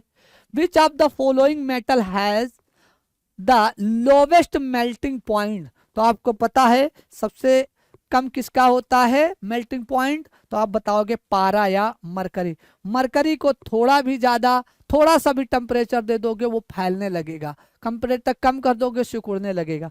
मतलब सबसे ज्यादा जो है फैलने सिकुड़ने वाली टेंडेंसी किसमें पाई जाती है? तो आप बता दोगे मेरे प्यारे दोस्तों पारा को या मरकरी। यही वजह है कि मरकरी को थर्मामीटर में इस्तेमाल करते हैं, बैरोमीटर में इस्तेमाल करते हैं। चलो आगे बढ़ते हैं। गैसों के गतिक सिद्धांत के अनुसार परम सूप के तापमान पर गैस के अणु क्या होते हैं? बताओ भैया। सबसे पहली बात जान लीजिएगा, परम शून्य ताप क्या होता है? परम शून्य ताप क्या होता है? परम शून्य ताप क्या होता है? तो ऐसे ताप जिस पर अणुओं की काइनेटिक एनर्जी क्या हो जाए? शून्य हो जाए। ऐसा टेम्परेचर जिसमें मैटर का मॉलिक्यूल की काइनेटिक एनर्जी क्या हो जाएगी? शून्य हो जाएगी। तो यहां पर अणु रुक जाता है, मतलब काइनेटिक एनर्जी शून्य हो जाती है। D is the correct answer. D is the correct answer. ठीक है, क्यों? क्योंकि परम ताप शून्य पर अणु जो है वो गति करना बंद कर देते हैं, मतलब रोक देते हैं। आगे बढ़ते हैं। फोटोग्राफी में रासायन सामान्यतः प्रयोग किए जाने वाले हाइपो का रासायनिक नाम क्या? आपसे पूछा जाए कि हाइपो को किस नाम से जाना जाता है, तो सोडियम थायोसल्फेट को हाइपो बोला जाता है। सोडियम थायोसल्फेट को हाइपो बोला जाता है। अब आपको पता होना चाहिए कि हाइपो या सोडियम थायोसल्फेट फोटोग्राफी में किस काम आता है। तो आपको बताना होगा फिक्सेशन का काम आता है या स्थितीकरण का काम करता है। अगले प्रश्न की तरफ बढ़ेंगे भैया। श्वेत फास्फोरस सामान्यतः किसके अंतर्गत रखा जाता है? What is white phosphorus usually kept under? तो आप बताओगे भैया पानी में रखा जाता है। पानी में क्यों रखा जाता है? क्योंकि ये वायु के साथ क्रिया करके सफेद प्रकाश के साथ ये चमक उठता है, मतलब जल जाता है। इसलिए सफेद फास्फोरस को कहाँ रखा जाता है? जल में। हमारी हड्डी में सफेद फास्फोरस पाया जाता है, लेकिन माचिस की तीली में क्या पाया जाता है? या दिया सलाई में जो लाल कलर का लगा तो लाल फास्फोरस है। चलो अगला है, लेड पेंसिल में लेड का प्रतिशत कितना होता है? What is the percentage of lead pencil in a pencil? आपको बता दे लेड पेंसिल किससे बनी होती है? ग्रेफाइट से बनी होती है। किससे बनी होती है बाबू? ग्रेफाइट से बनी होती है। और ग्रेफाइट क्या है? कार्बन का अपर रूप है। तो कार्बन होता है केवल, कोई जो है लेड नहीं पाया जाता है। 0% लेड होता है। उनमें क्या होता है भैया? तो आप बता दीजिएगा, है ना। चलो ओके, देखो बेवकूफ बनाने वाला क्वेश्चन था ये, ऐसे आसानी से पूछा। लेड पेंसिल में कितना होता? तो लेड पेंसिल से नाम ही है, बाकी बना ग्रेफाइट से होता है। अगला प्रश्न, अमोनियम सल्फेट में मौजूद नाइट्रोजन का प्रतिशत कितना है? What is the percentage of nitrogen present in ammonium sulphate? आपको बताना है कि इसमें कितना प्रतिशत जो है वो नाइट्रोजन की मात्रा होती है। बहुत आसान है, 21%। कितनी होती है भैया? 21% जो है अमोनियम सल्फेट में NH4, अमोनियम सल्फेट होता है NH4 में 21% होता है नाइट्रोजन। अगला भैया NH होगा, NH होगा। चलो भैया अगला क्वेश्चन, लौ की कमी से कौन सा रोग होता है? लौ की कमी से कौन सा रोग होता है? यहां पर एक ऑप्शन हटाइए और लिखिए एनीमिया। एनीमिया। अब आंसर क्या हो जाएगा? सी हो जाएगा, क्योंकि लोहा की कमी से आरबीसी की संख्या कम हो जाएगी, और जब आरबीसी की संख्या कम होती है तो उस रोग को बोलते हैं एनीमिया, या हिंदी में बोलते हैं रक्ताल्पता।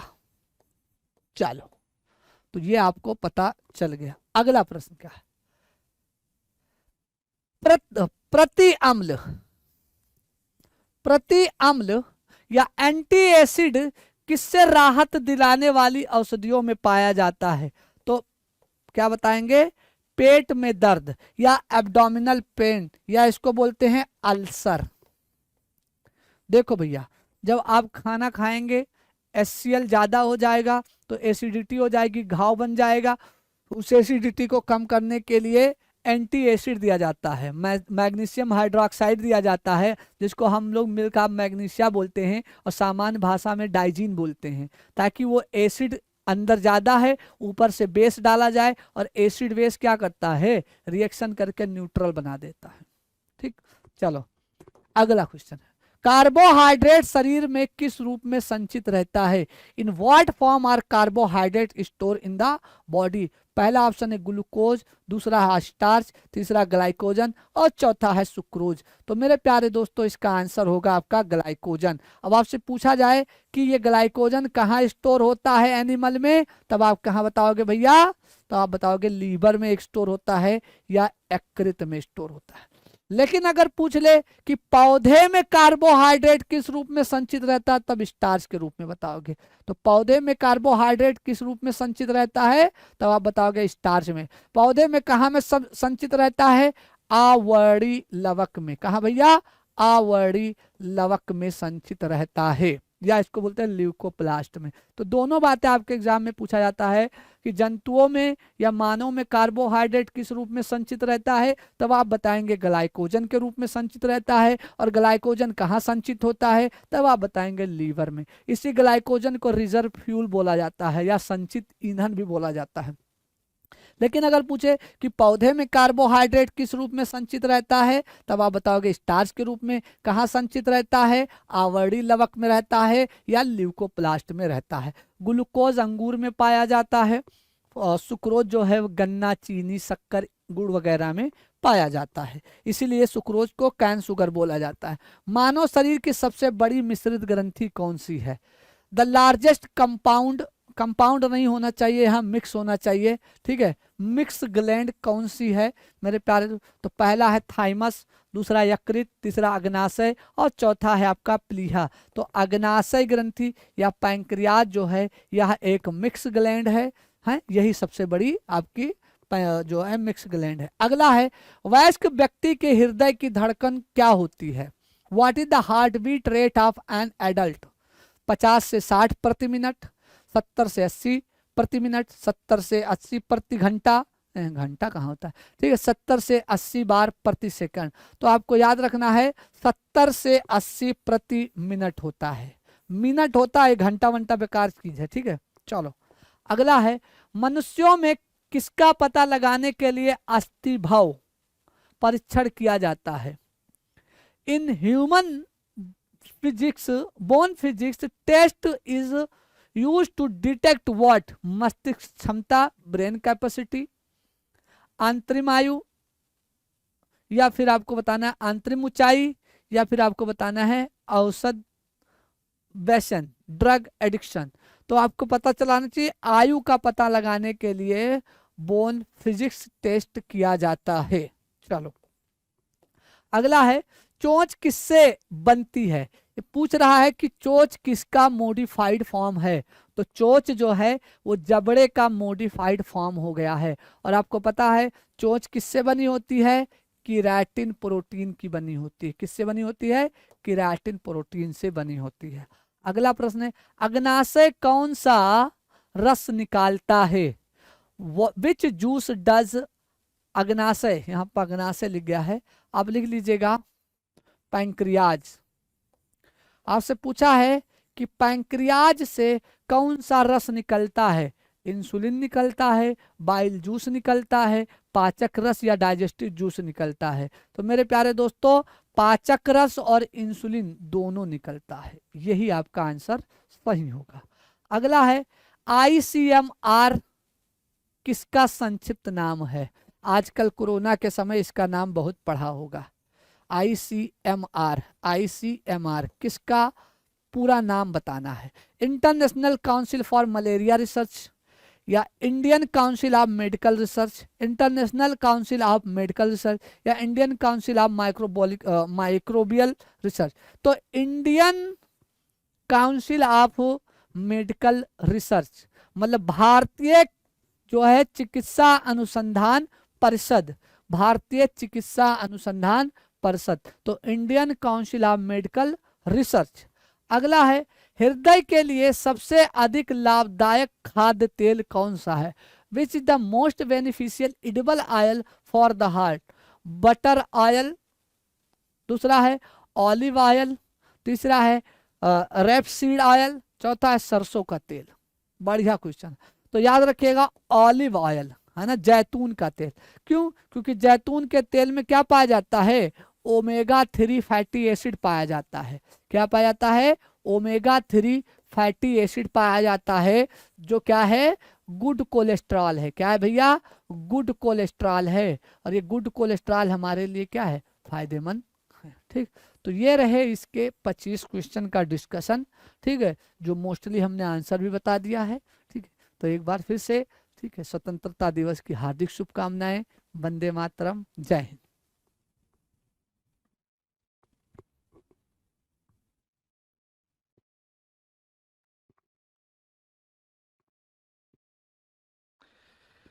जय हिंद सभी साथियों को। सबसे पहले आप सभी को स्वतंत्रता दिवस की ढेर सारी शुभकामनाएं। ईश्वर करे हमारा देश यूं ही निरंतर विकास के पथ पर अग्रसर रहे, और ईश्वर से यह भी कामना करता हूं कि आप सभी को जल्दी से सिलेक्शन दिलाए, आप सभी का सपना साकार करे, ताकि आप अपने विकास के पथ पर निरंतर अग्रसर हो सके। जी हां, मैं विशाल आप सभी का स्वागत करता हूं अपने एमडी क्लासेस के इस ऑनलाइन प्लेटफॉर्म पर।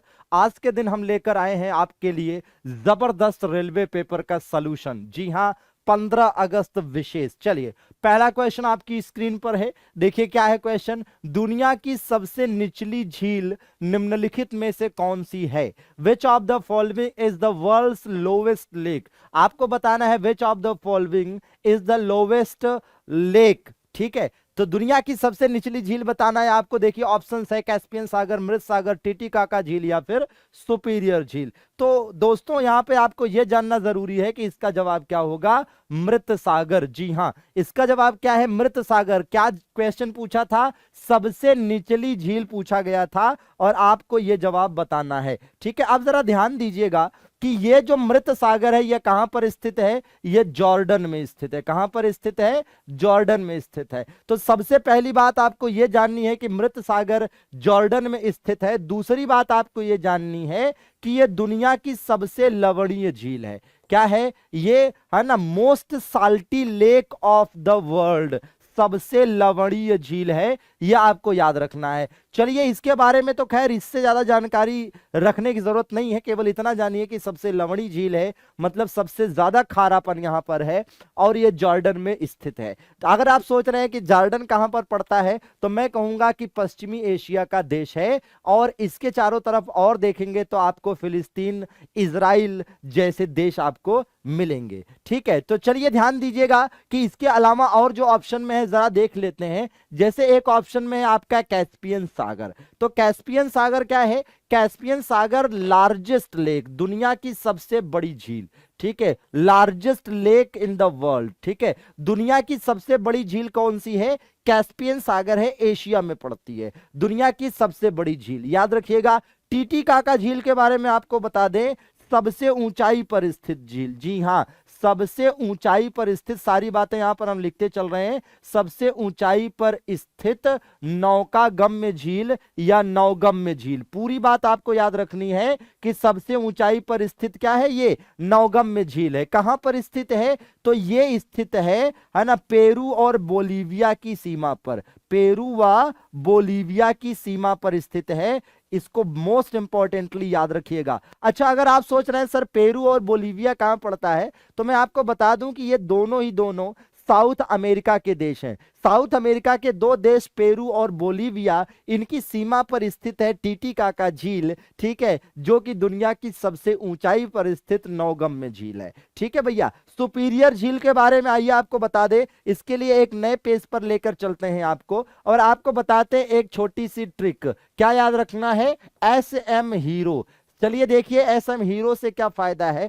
S का मतलब हो जाता है कौन सी झील? S का मतलब हो गया सुपीरियर झील। आप ध्यान से समझते चलिएगा, ये हो गया सुपीरियर। M से क्या हो गया? M से हो गया मिशिगन झील। कौन सी झील हो गया? मिशिगन। H से क्या हो गया? यूरान झील। कौन सी? यूरान झील। E से क्या हो गया? E से हो गया ईरी झील। और O से क्या हो गया? R को छोड़ देंगे, O से हो जाएगा ओंटारियो या ओंटोरियो। ठीक है, अब देखो भैया, आप कहेंगे सर है ना ये क्या है सब, तो हम आपको बता दें कि ये सब झीलें हैं। ये सब क्या है? झीलें हैं। जैसे दरअसल में क्या है कि नॉर्थ अमेरिका में, कहां पर भैया? नॉर्थ अमेरिका में एक देश है जिसका नाम है यूनाइटेड स्टेट ऑफ अमेरिका। ठीक है, यूनाइटेड स्टेट ऑफ अमेरिका और कनाडा, ठीक है, इन दोनों के बॉर्डर पर है ना, के बॉर्डर पर स्थित हैं ये है ना झीलें, के बॉर्डर पर स्थित हैं ये झीलें। तो ध्यान रखिएगा, नॉर्थ अमेरिका में ये पांचों झीलें हैं और इन पांचों झीलों को सम्मिलित रूप से क्या कहा जाता है?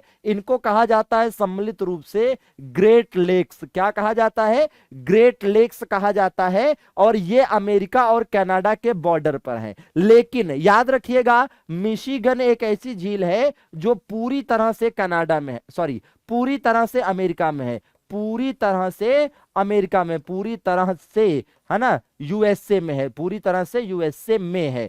ठीक है, इसके अलावा ध्यान रखिएगा, मिशिगन के अलावा बाकी जो चारों झीलें हैं वो अमेरिका और बॉर्डर के सीमा पर स्थित हैं। ठीक है, और इस तरह से हमने आपको ट्रिक इसलिए बताई है ताकि आपको याद रहे सीक्वेंस।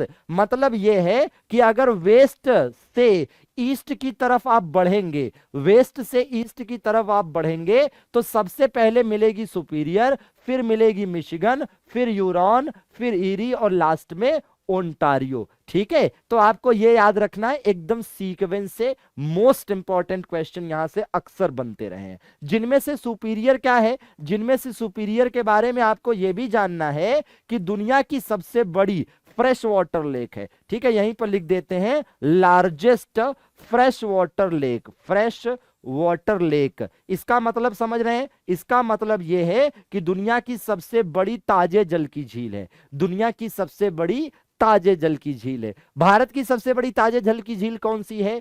तो वुलर झील है। भारत की ओवरऑल सबसे बड़ी झील कौन सी है? चिल्का झील है। भारत की सबसे बड़ी खारे पानी की झील कौन सी है? तो भी चिल्का है। ठीक है, तो इस तरह की क्वेश्चन पूछे जाते हैं। ठीक है, चलिए आगे बढ़ते हैं। अगला क्वेश्चन है आपकी स्क्रीन पर है, क्या क्वेश्चन है? फोर्ट विलियम मतलब बंगाल। आपको बताना है बंगाल का पहला गवर्नर कौन था।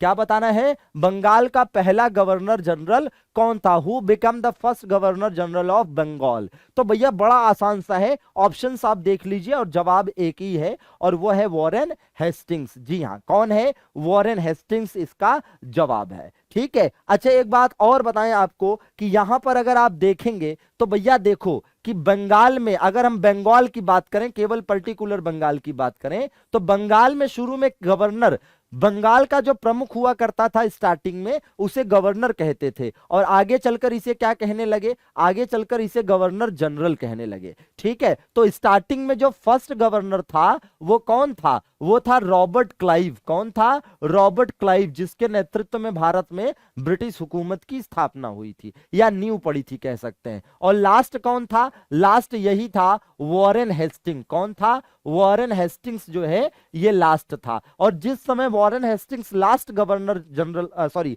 गवर्नर था, उसी समय में है ना एक कानून आता है जिसको कहते हैं रेगुलेटिंग एक्ट, और इसी रेगुलेटिंग एक्ट के तहत फर्स्ट गवर्नर जनरल किसे बना दिया जाता है? वॉरेन हेस्टिंग को। तो वॉरेन हेस्टिंग गवर्नर है ना, अंतिम गवर्नर भी है बंगाल का और पहला गवर्नर जनरल भी है। जबकि लास्ट पूछेगा तो आप बताएंगे क्या? William Bentinck. अंतिम जो गवर्नर जनरल है यहाँ का वो कौन है? विलियम बेंटिक है। आप कहेंगे सर इसके बाद क्या हुआ? तो भैया इसके बाद बंगाल वाला मामला खत्म हुआ, इसके बाद शुरू होता है इंडिया का गवर्नर जनरल। क्या शुरू होता है कि भैया इंडिया का गवर्नर जनरल। तो इंडिया का पहला गवर्नर जनरल तो यही होता है विलियम बेंटिक, ठीक है। लेकिन इंडिया का जो अंतिम गवर्नर जनरल होता है वो होता है कौन? लॉर्ड कैनिंग, जिसके समय में 1857 की क्रांति होती है और यहीं से ईस्ट इंडिया कंपनी की हुकूमत भारत में समाप्त हो जाती है। आप कहेंगे सर इसके बाद क्या हुआ? तो भैया इसके बाद वायसराय का पद शुरू हो गया और यही कैनिंग पहला वायसराय हुआ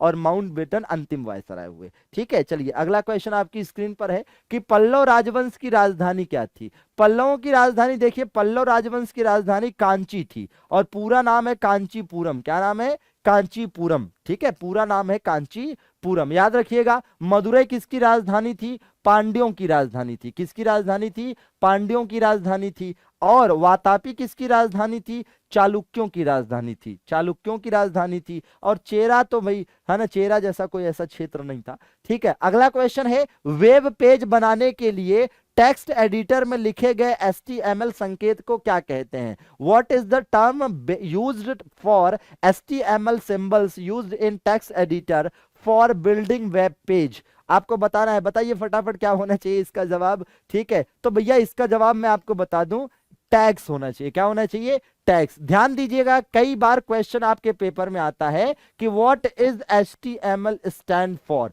तो सबसे पहले आपको बता दे it stand for hyper text. क्या है? Hyper text markup language. इसका फुल फॉर्म क्या है? Hyper text markup language. सबसे पहले तो इसका फुल फॉर्म याद रख लेना, ठीक है। सबसे पहले तो इसका फुल फॉर्म याद कर लेना। और दूसरी बात सुनो, दूसरी बात याद रखना, इट इज यूज्ड फॉर, है ना, use to design web page, ठीक है। यहां लिख रहे हैं यूज टू, है ना, यूज टू, है ना, यूज टू नहीं कहेंगे, इसको कहेंगे यूज टू, है ना, डिजाइन वेब पेज, ठीक है। तो इसको भी याद रखने का, है ना, बहुत इंपॉर्टेंट है, अक्सर यहां से क्वेश्चन पूछे जाता है, ठीक है भैया। तो use to design web page. चलिए अगला क्वेश्चन आपकी स्क्रीन पर आ रहा है, क्या है? 1 मई को क्या मनाया जाता है? बताना है 1 मई को क्या मनाया जाता है। तो भैया बड़ा सिंपल सा क्वेश्चन है कि 1 मई को विश्व मजदूर दिवस मनाया जाता है। क्या मनाया जाता है? विश्व मजदूर दिवस। कब से मनाया जा रहा है? 1886 से मनाया जा रहा है 1 मई को विश्व मजदूर दिवस,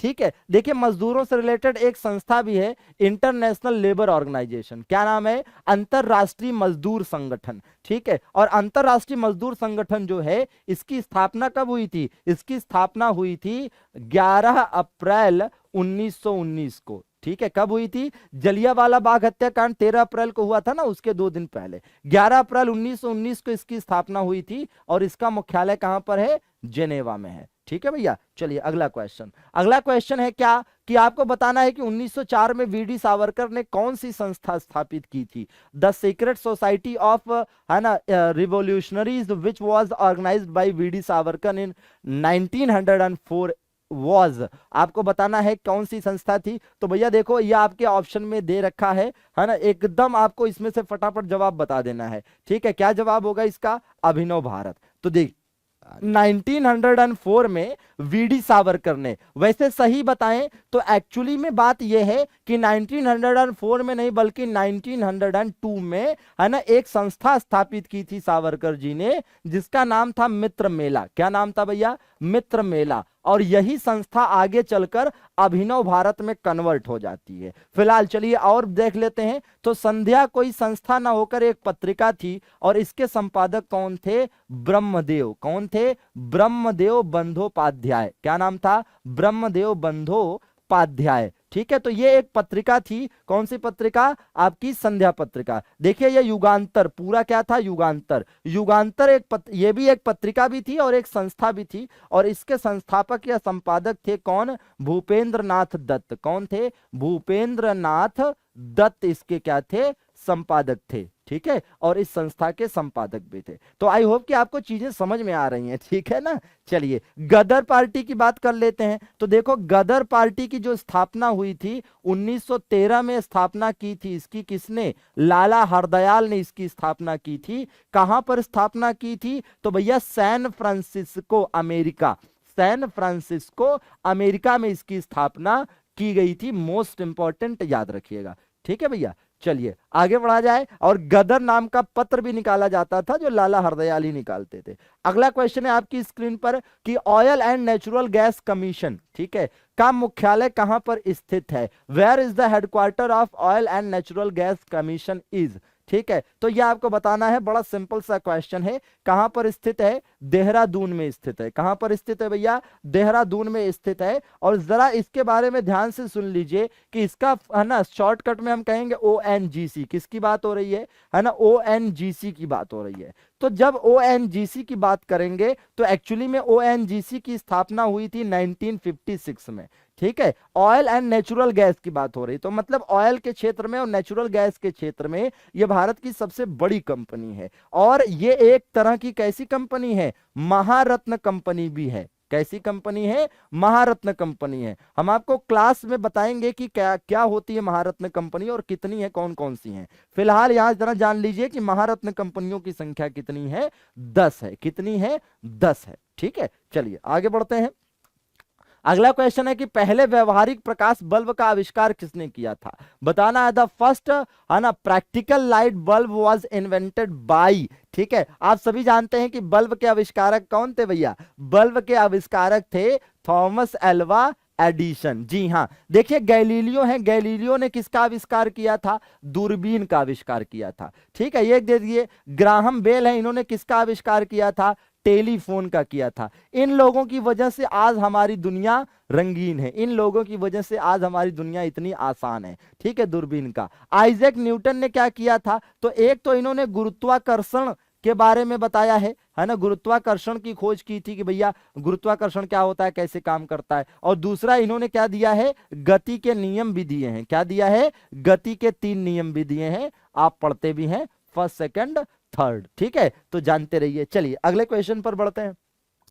क्वेश्चन है राष्ट्रीय ऋण की जिस राशि को विदेशी ऋण कहा जाता है वह क्या होती है? ठीक है, द अमाउंट ऑफ नेशनल डेब्ट that is known as external डेब्ट इज। ठीक है, तो क्या है ऑप्शन? आप देख लीजिए, कई सारे ऑप्शन है और फटाफट इसका जवाब दीजिए कि क्या होना चाहिए इसका सही जवाब।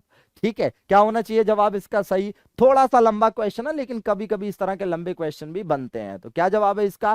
सरकार द्वारा विदेशों से ली गया ऋण। देखिए, जहां तक ऋण का सवाल है, अगर हम वैश्विक स्तर पर ऋण की बात करें तो दुनिया में सबसे बड़ा जो है ना, सबसे बड़ा जो कर्जदार है वो कौन है? आपको सुनकर हैरानी होगी, पैरों तले जमीन खिसक जाएगी। कौन है?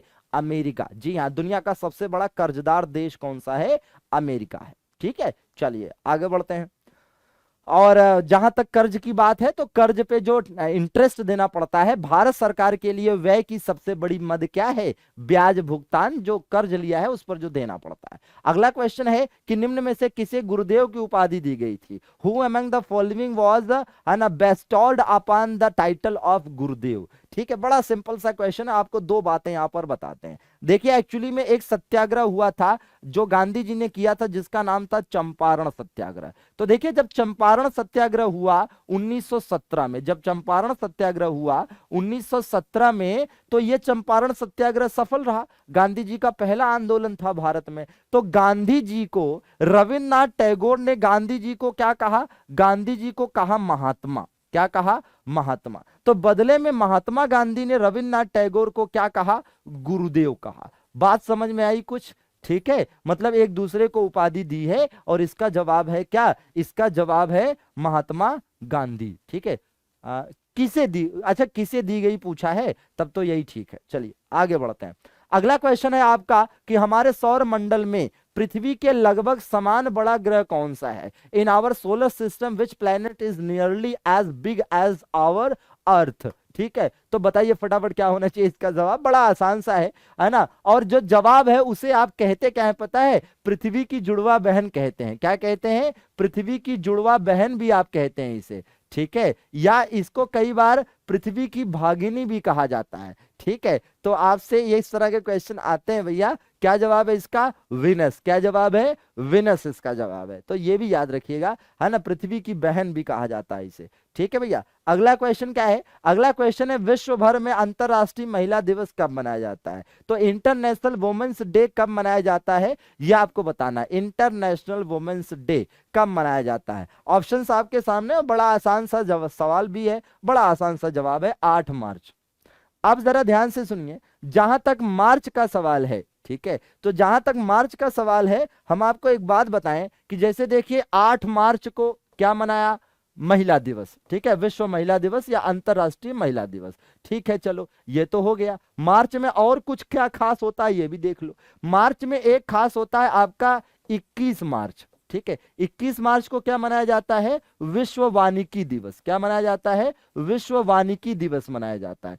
ठीक है, यह भी क्वेश्चन बहुत पूछा जाता है। ठीक है, इसी के बाद देखोगे 22 मार्च को, तो भैया 22 मार्च को क्या मनाया जाता है? विश्व जल दिवस मनाया जाता है। क्या मनाया जाता है? विश्व जल दिवस मनाया जाता है। और 23 मार्च को देखोगे तो बहुत इंपॉर्टेंट है, इस दिन क्या मनाया जाता है? विश्व मौसम विज्ञान दिवस। क्या मनाया जाता है? मौसम विज्ञान दिवस। हालांकि ये दो मामलों में महत्वपूर्ण है। एक तो मौसम विज्ञान दिवस मनाया जाता है, और मौसम विज्ञान दिवस 23 मार्च को इसलिए मनाया जाता है क्योंकि इसी दिन 1945 में, है ना, किसकी स्थापना हुई थी? विश्व मौसम संगठन, सॉरी 1950 में स्थापना हुई थी। कब स्थापना हुई थी? 1950 में स्थापना हुई थी विश्व मौसम संगठन की, जिसका मुख्यालय जेनेवा में है। ठीक है, चलिए मौसम दिवस हो गया। और इसी दिन मनाया जाता है शहीदी दिवस। क्या मनाया जाता है?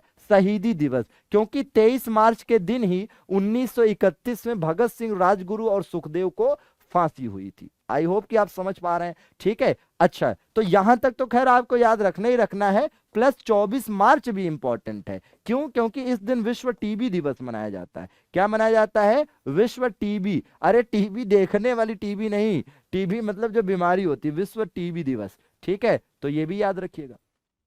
चलिए, तो इस तरह से हमने मार्च के सारे इंपॉर्टेंट बता दिए जहां से क्वेश्चन बनते हैं।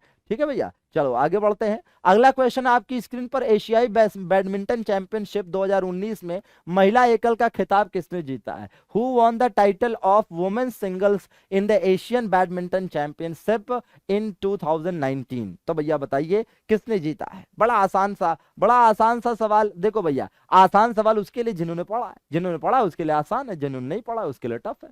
ठीक है, तो क्या जवाब है? यामागुची। लो भैया, क्या नाम है, यामागुची। ठीक है, कहाँ की रहने वाली है ये? जापान की। ठीक है, और आपको बता दें कि ये जो चैंपियनशिप हुई ये चाइना में हुई। ये चैंपियनशिप कहां पर हुई थी? चाइना में हुई थी। और जापान की इस खिलाड़ी ने चाइना की ही खिलाड़ी को मात देकर ये खिताब अपने नाम कर लिया। एकदम जबरदस्त। चलो भैया आगे बढ़ते हैं।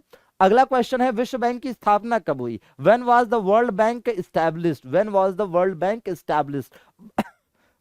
चलिए भाई, देखिए इसके जवाब के लिए हम आपको, है ना, जवाब तो खैर 1944 है, लेकिन जरा कुछ जरूरी बातें बता देते हैं। देखिए एक सम्मेलन हुआ था जिसका नाम है ब्रेटन वुड्स कॉन्फ्रेंस। क्या नाम है? ब्रेटन वुड्स कॉन्फ्रेंस या ब्रेटन वुड्स सम्मेलन। तो जो ब्रेटन वुड्स कॉन्फ्रेंस हुआ था, यह हुआ था 1944 में। ठीक है, कब हुआ था? 1944 में हुआ था। वहीं यूएसए में ही हुआ था, अमेरिका में। ठीक है, कहां पर हुआ था? यूएसए में ही हुआ था।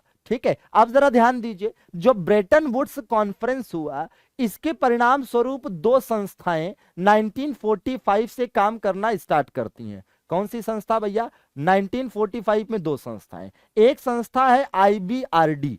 ठीक है, कौन सी है? आईबीआरडी, जिसे सामान्यतः क्या कह लेते हैं हम? वर्ल्ड बैंक कह लेते हैं। क्या कह लेते हैं? वर्ल्ड बैंक कह लेते हैं। ठीक है, अच्छा, और एक संस्था है आईएमएफ। दोनों की स्थापना एक साथ होती है। अब चूंकि ब्रेटन वुड्स कॉन्फ्रेंस से ही दोनों संस्थाएं अस्तित्व में आई हैं, इसीलिए इन दोनों संस्थाओं को क्या कहते हैं? ब्रेटन वुड्स कॉन्फ्रेंस की, है ना, जुड़वा संतानें। क्या कहा जाता है? ब्रेटन वुड्स कॉन्फ्रेंस की जुड़वा संतानें कहा जाता है, या हम कह सकते हैं Bretton Woods twins. Bretton Woods twins. ठीक है, अब देखिए एक और खासियत है कि इन दोनों का जो हेड ऑफिस है वो कहां पर है? ये दोनों का हेड ऑफिस एक ही जगह पर है, वॉशिंगटन डीसी में। वॉशिंगटन डीसी मतलब अमेरिका की राजधानी। ठीक है, यूएसए की राजधानी। आई होप कि आप समझ पा रहे हैं। चलिए आगे बढ़ते हैं। और एक बात याद रखिएगा कि हाल ही में आईएमएफ का 191वां सदस्य जो बना है वो कौन बना है, एकदम लेटेस्ट है, अंगोला बना है। कौन सा देश बना है, अंगोला जो है इसका हाल ही में सदस्य बना है। ठीक है भैया, चलो आगे बढ़ते हैं। अगला क्वेश्चन है, अफ्रीका का गांधी किसे कहा जाता है। लो भैया, which is known as Africa's Gandhi. ठीक है, who is known as Africa's Gandhi. तो अफ्रीका का गांधी भी किसे कहा जाता है, तो नेल्सन मंडेला को। किसे कहा जाता है, नेल्सन मंडेला को। अब देखो, अगर आपसे कहा जाए बिहार का गांधी किसे कहा जाता है, तब क्या बताओगे, तब आपको बताना है डॉक्टर राजेंद्र प्रसाद। क्या कहेंगे, किसे कहेंगे, डॉक्टर राजेंद्र प्रसाद। ठीक है, अगर आपसे कहा जाए बंगाल का गांधी किसे कहा जाता है, तब आपको क्या बताना है, तब आपको बताना है सुरेंद्र नाथ बनर्जी। ठीक है, सुरेंद्र नाथ बनर्जी। ठीक है, और अगर आपसे कहा जाए अगर आपसे कहा जाए सीमांत गांधी किसे कहा जाता है। ठीक है, सीमांत मतलब पाकिस्तान के रहने वाले थे जिनका नाम था खान अब्दुल गफ्फार खां। खान अब्दुल गफ्फार खां। ठीक है, हाँ, तो खान अब्दुल गफ्फार खां है ना। और एक बात आपको बता दें कि जहां तक एक क्वेश्चन पूछा जाता है कि भारत रत्न सबसे पहले किस विदेशी व्यक्ति को दिया गया था, तो भैया भारत रत्न प्राप्त करने वाले पहले विदेशी कौन थे, खान अब्दुल गफ्फार खां थे, और दूसरे विदेशी कौन थे, नेल्सन मंडेला थे। ठीक है, चलिए अगला क्वेश्चन आपकी स्क्रीन पर आ रहा है, क्या है, बारदौली सत्याग्रह के नेता कौन थे। ठीक है, हाँ ना, तो आपको बताना है बारदौली सत्याग्रह वॉज लेड बाई हुम। ठीक है, तो भैया बड़ा सिंपल सा है, बारदौली। ठीक है, बारदौली सत्याग्रह को जैसे बारदौली है वैसे वल्लभ है। ठीक है, वल्लभ भाई पटेल ने लीड किया था। देखिए भैया, बारदौली सत्याग्रह जो है 1928 में हुआ था। कहां पर हुआ था, गुजरात में हुआ था। कहां पर हुआ था भैया, गुजरात में हुआ था। अब एक बात और बता दें, बारदौली सत्याग्रह की सफलता पर, इसकी सफलता पर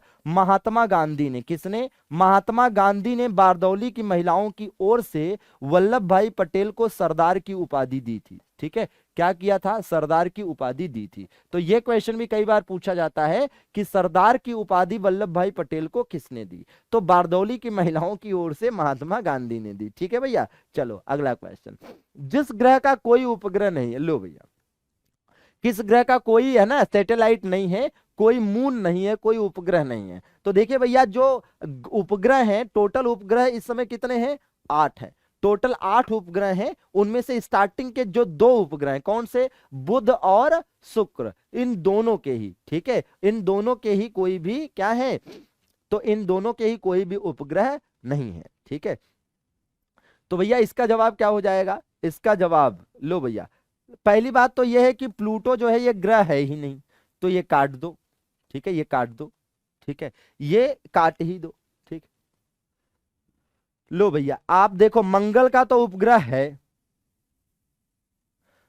ये तो ऑप्शन ही गड़बड़ हो गया ये तो ऑप्शन ही गड़बड़ हो गया भैया।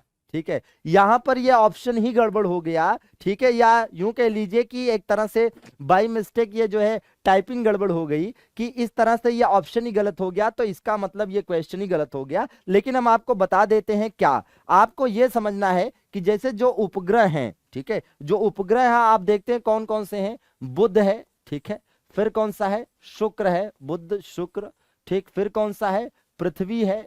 ठीक है, आपको पूरी बात समझा देते हैं, आप समझिए, आपको कई चीजें नई भी मिल जाएंगी जो आप अभी तक जानते हैं उसके अलावा। बुध शुक्र पृथ्वी, इसके बाद क्या मिलेगा, इसके बाद आपको मिलेगा मंगल। ठीक है, फिर क्या मिलेगा, बृहस्पति। ठीक है, फिर क्या मिलेगा, शनि, फिर क्या मिलेगा ना, अरुण। ठीक है, इसके बाद क्या मिलेगा, वरुण। ठीक है, ये आपको मिलेगा। तो टोटल 8 ग्रह हैं। अब एक बात आपको बता दें, जैसे इंग्लिश में आप कैसे याद करेंगे, ये है मरकरी, ये है विनस। ठीक है, मरकरी विनस, ठीक, अर्थ मार्स, ठीक है, जुपिटर सैटर्न यूरेनस और नेपच्यून। ठीक है, अब जरा ध्यान दीजिएगा कि इन दोनों के उपग्रह कोई भी नहीं है, इन दोनों का कोई परिवार नहीं, इन दोनों का कोई परिवार नहीं है। अच्छा एक बात और बताएं, बृहस्पति के कितने उपग्रह हैं, बृहस्पति के उपग्रहों की संख्या कितनी है भैया, 79। ठीक है, और शनि के उपग्रहों की संख्या कितनी है, 82। ठीक है, ये लेटेस्ट है, एकदम लेटेस्ट है अपडेट, अभी हाल ही में है ना, हाल ही में क्या 1-1.5 साल हो गया लगभग, शनि के 20 नए उपग्रह खोजे गए। तो अगर आपसे कहा जाए कि सबसे ज्यादा किसके उपग्रह हैं, तो आप बताएंगे शनि के उपग्रहों की संख्या सबसे ज्यादा है। ठीक है। हालांकि सबसे बड़ा उपग्रह अभी भी बृहस्पति का ही है। बृहस्पति का एक उपग्रह है जिसका नाम है गैनीमीड। ठीक है, गैनीमीड जो है ये क्या है, ये लार्जेस्ट है ना मून है ऑफ एनी प्लेनेट। ठीक है, किसी भी ग्रह का सबसे बड़ा उपग्रह कौन सा है, गैनीमीड। आपको पता है गैनीमीड का आकार जो है वो बुध के बराबर है। ठीक है, ये भी एक बात है। ठीक है, चलिए अगला क्वेश्चन। हाल ही में कौन सा देश सऊदी अरब को पीछे छोड़कर भारत का दूसरा सबसे बड़ा तेल आपूर्तिकर्ता बन गया है ना। भारत को पीछे छोड़कर भारत का सबसे बड़ा है ना, सॉरी सऊदी अरब को, तो भैया इसका जवाब है अमेरिका। अब देखिए एक बात आपको बताएं, जहां तक भारत को है ना तेल आपूर्ति की बात है, भारत को तेल आपूर्ति की बात है, तो इस मामले में अमेरिका नंबर 1 पर है। ठीक है भैया, और दूसरे नंबर पर कौन है, सऊदी अरब है, जैसा कि क्वेश्चन से भी स्पष्ट है। अब जरा एक बात और बता दें, अगर हम ऑयल की बात करें, अगर हम ऑयल की बात करें तो प्रोड्यूसर, सबसे बड़ा प्रोड्यूसर पूरी दुनिया में, सबसे बड़ा जो प्रोड्यूसर है वो कौन है। ठीक है, ऑयल का लार्जेस्ट ऑयल प्रोड्यूसर की अगर हम बात करें तो फर्स्ट पोजीशन पर कौन है, फर्स्ट पोजीशन पर है आपका अमेरिका, दूसरी पोजीशन पर है कौन, रसिया, और तीसरी पोजीशन पर है कौन, सऊदी अरबिया। ठीक है, इतनी बात समझ में आई। अगर हम इंपोर्टर की बात करें, इंपोर्ट, ठीक है, अगर हम इंपोर्टर की बात करें तो भैया लेटेस्ट में जो इंपोर्ट की डिटेल है ना वो आपको बहुत चौंकाने वाली है। ठीक है, क्यों, क्योंकि इसमें कनाडा पहले पर है, कनाडा ये लेटेस्ट है, कनाडा, रसिया। ठीक है, आप कहेंगे सर रसिया कहाँ इंपोर्ट कर रहा है, और उसके बाद मैक्सिको, लेकिन ये लेटेस्ट रिपोर्ट है, बिल्कुल पिछले महीने की है। अगर आप 4-6 महीने बाद कोई पेपर देने जाइएगा तो इसको अपडेट कर लीजिएगा, खास करके ये वाला। ठीक है, अपडेट तो सभी करना पड़ता है। अब देखिए एक बात और बताएं, अगर हम कंज्यूमर की बात करें, सबसे बड़े कंज्यूमर कौन है ऑयल के, तो भैया पहले नंबर पर इसमें कौन है, पहले नंबर पर इस मामले में आएगा आपका कौन, यूएसए। कौन आएगा, यूएसए आएगा। ठीक है, और दूसरे नंबर पर कौन आएगा, चाइना आएगा, और तीसरे नंबर पे आएगा आपका इंडिया। ठीक है भैया, तो इसको याद रखना, क्लियर। अच्छा एक बात और बताएं, सबसे बड़ा दुनिया में सबसे बड़ा भंडार, ठीक है, तेल का सबसे बड़ा भंडार किस देश में है, तो वेनेजुएला में। कहां पर है, वेनेजुएला। वेनेजुएला, आप कहेंगे सर वेनेजुएला कहाँ है, तो साउथ अमेरिका का देश है, इसकी राजधानी है कराकस। ठीक है, चलिए तो ऑयल स्पेशल हो गया, आगे बढ़ते हैं। हाल ही में भारतीय हॉकी टीम का कप्तान किसे बनाया गया, लो भैया भारतीय हॉकी टीम के कैप्टन कौन है, और हॉकी टीम ने अभी हाल ही में क्या किया है, ओलंपिक में झंडा गाड़ के आया है, भारत का नाम रोशन करके आई है भारतीय हॉकी टीम, और कांस्य पदक अपने नाम किया है। कौन सा पदक, कांस्य पदक, अर्थात ब्रॉन्ज मेडल अपने नाम किया है। अभी तक हॉकी टीम ने कुल मिलाकर 9 पदक जीते हैं भारत के इतिहास में, जिसमें 6 गोल्ड मेडल शामिल हैं। इसके पहले भारतीय हॉकी टीम ने 1980 में अंतिम पदक जीता था, और 1928 में पहला गोल्ड मेडल जीता था। फिलहाल इसका जवाब है मनप्रीत सिंह। चलिए अगला क्वेश्चन क्या है, जून 21 में जारी सतत विकास रिपोर्ट, सतत विकास रिपोर्ट का मतलब होता है सस्टेनेबल डेवलपमेंट रिपोर्ट। ठीक है, सस्टेनेबल, देखिए सतत विकास का मतलब होता है कि भावी पीढ़ियों, मतलब आने वाली पीढ़ियों की आवश्यकताओं को ध्यान में रखते हुए आज के संसाधनों का उपयोग। ठीक है, मतलब हम पर्यावरण को इतना नुकसान ना पहुंचा दें या संसाधनों का इतना इस्तेमाल ना कर लें कि आने वाली पीढ़ियां सोचे कि दद्दा ने तो हमारे लिए कुछ छोड़ा ही नहीं। ठीक है, हाँ चलिए, तो यहां पर ध्यान देना है कि जो सस्टेनेबल डेवलपमेंट रिपोर्ट है इसमें शीर्ष पर कौन सा देश है, तो भैया शीर्ष पर है फिनलैंड। ठीक है, पहले नंबर पर फिनलैंड है, दूसरे नंबर पर कौन है, स्वीडन है, और तीसरे नंबर पर है डेनमार्क। तीसरे नंबर पर कौन है, डेनमार्क है। ठीक है, अब जरा एक बात और ध्यान देना, अगर हम इंडिया की बात करें तो इंडिया की पोजीशन क्या है भैया, तो भैया इंडिया की पोजीशन इसमें है 120, क्या है 120 है। और टोटल कितने देश शामिल किए गए थे, तो टोटल 165 देश शामिल किए गए थे। और लास्ट पोजीशन पर कौन है, तो मध्य अफ्रीकी गणराज्य। ठीक है, मध्य अफ्रीकी गणराज्य। आप कहेंगे सर ये कौन सा देश है, तो भैया सेंट्रल अफ्रीकन, है ना, सेंट्रल अफ्रीकन रिपब्लिक। ठीक है, तो ये मध्य अफ्रीकी गणराज्य लास्ट पर। ठीक है, अच्छा सस्टेनेबल डेवलपमेंट गोल के बारे में एक बात और बता दे, जो सस्टेनेबल डेवलपमेंट गोल है इनके बारे में एक बात ये जानिए कि इनको हम शॉर्टकट में कहते हैं SDG, है ना। सस्टेनेबल डेवलपमेंट गोल जो है ये कितने हैं अगर आपसे पूछा जाए तो बताइएगा 17। इनका निर्धारण कब हुआ था अगर आपसे पूछा जाए तब क्या बताओगे, तो इसका निर्धारण हुआ था 2015। ठीक है, 2015 कहां पर निर्धारण हुआ था, पेरिस में हुआ था। और ये क्या था ऐसा कि यहां निर्धारण हुआ, तो ये COP21 था।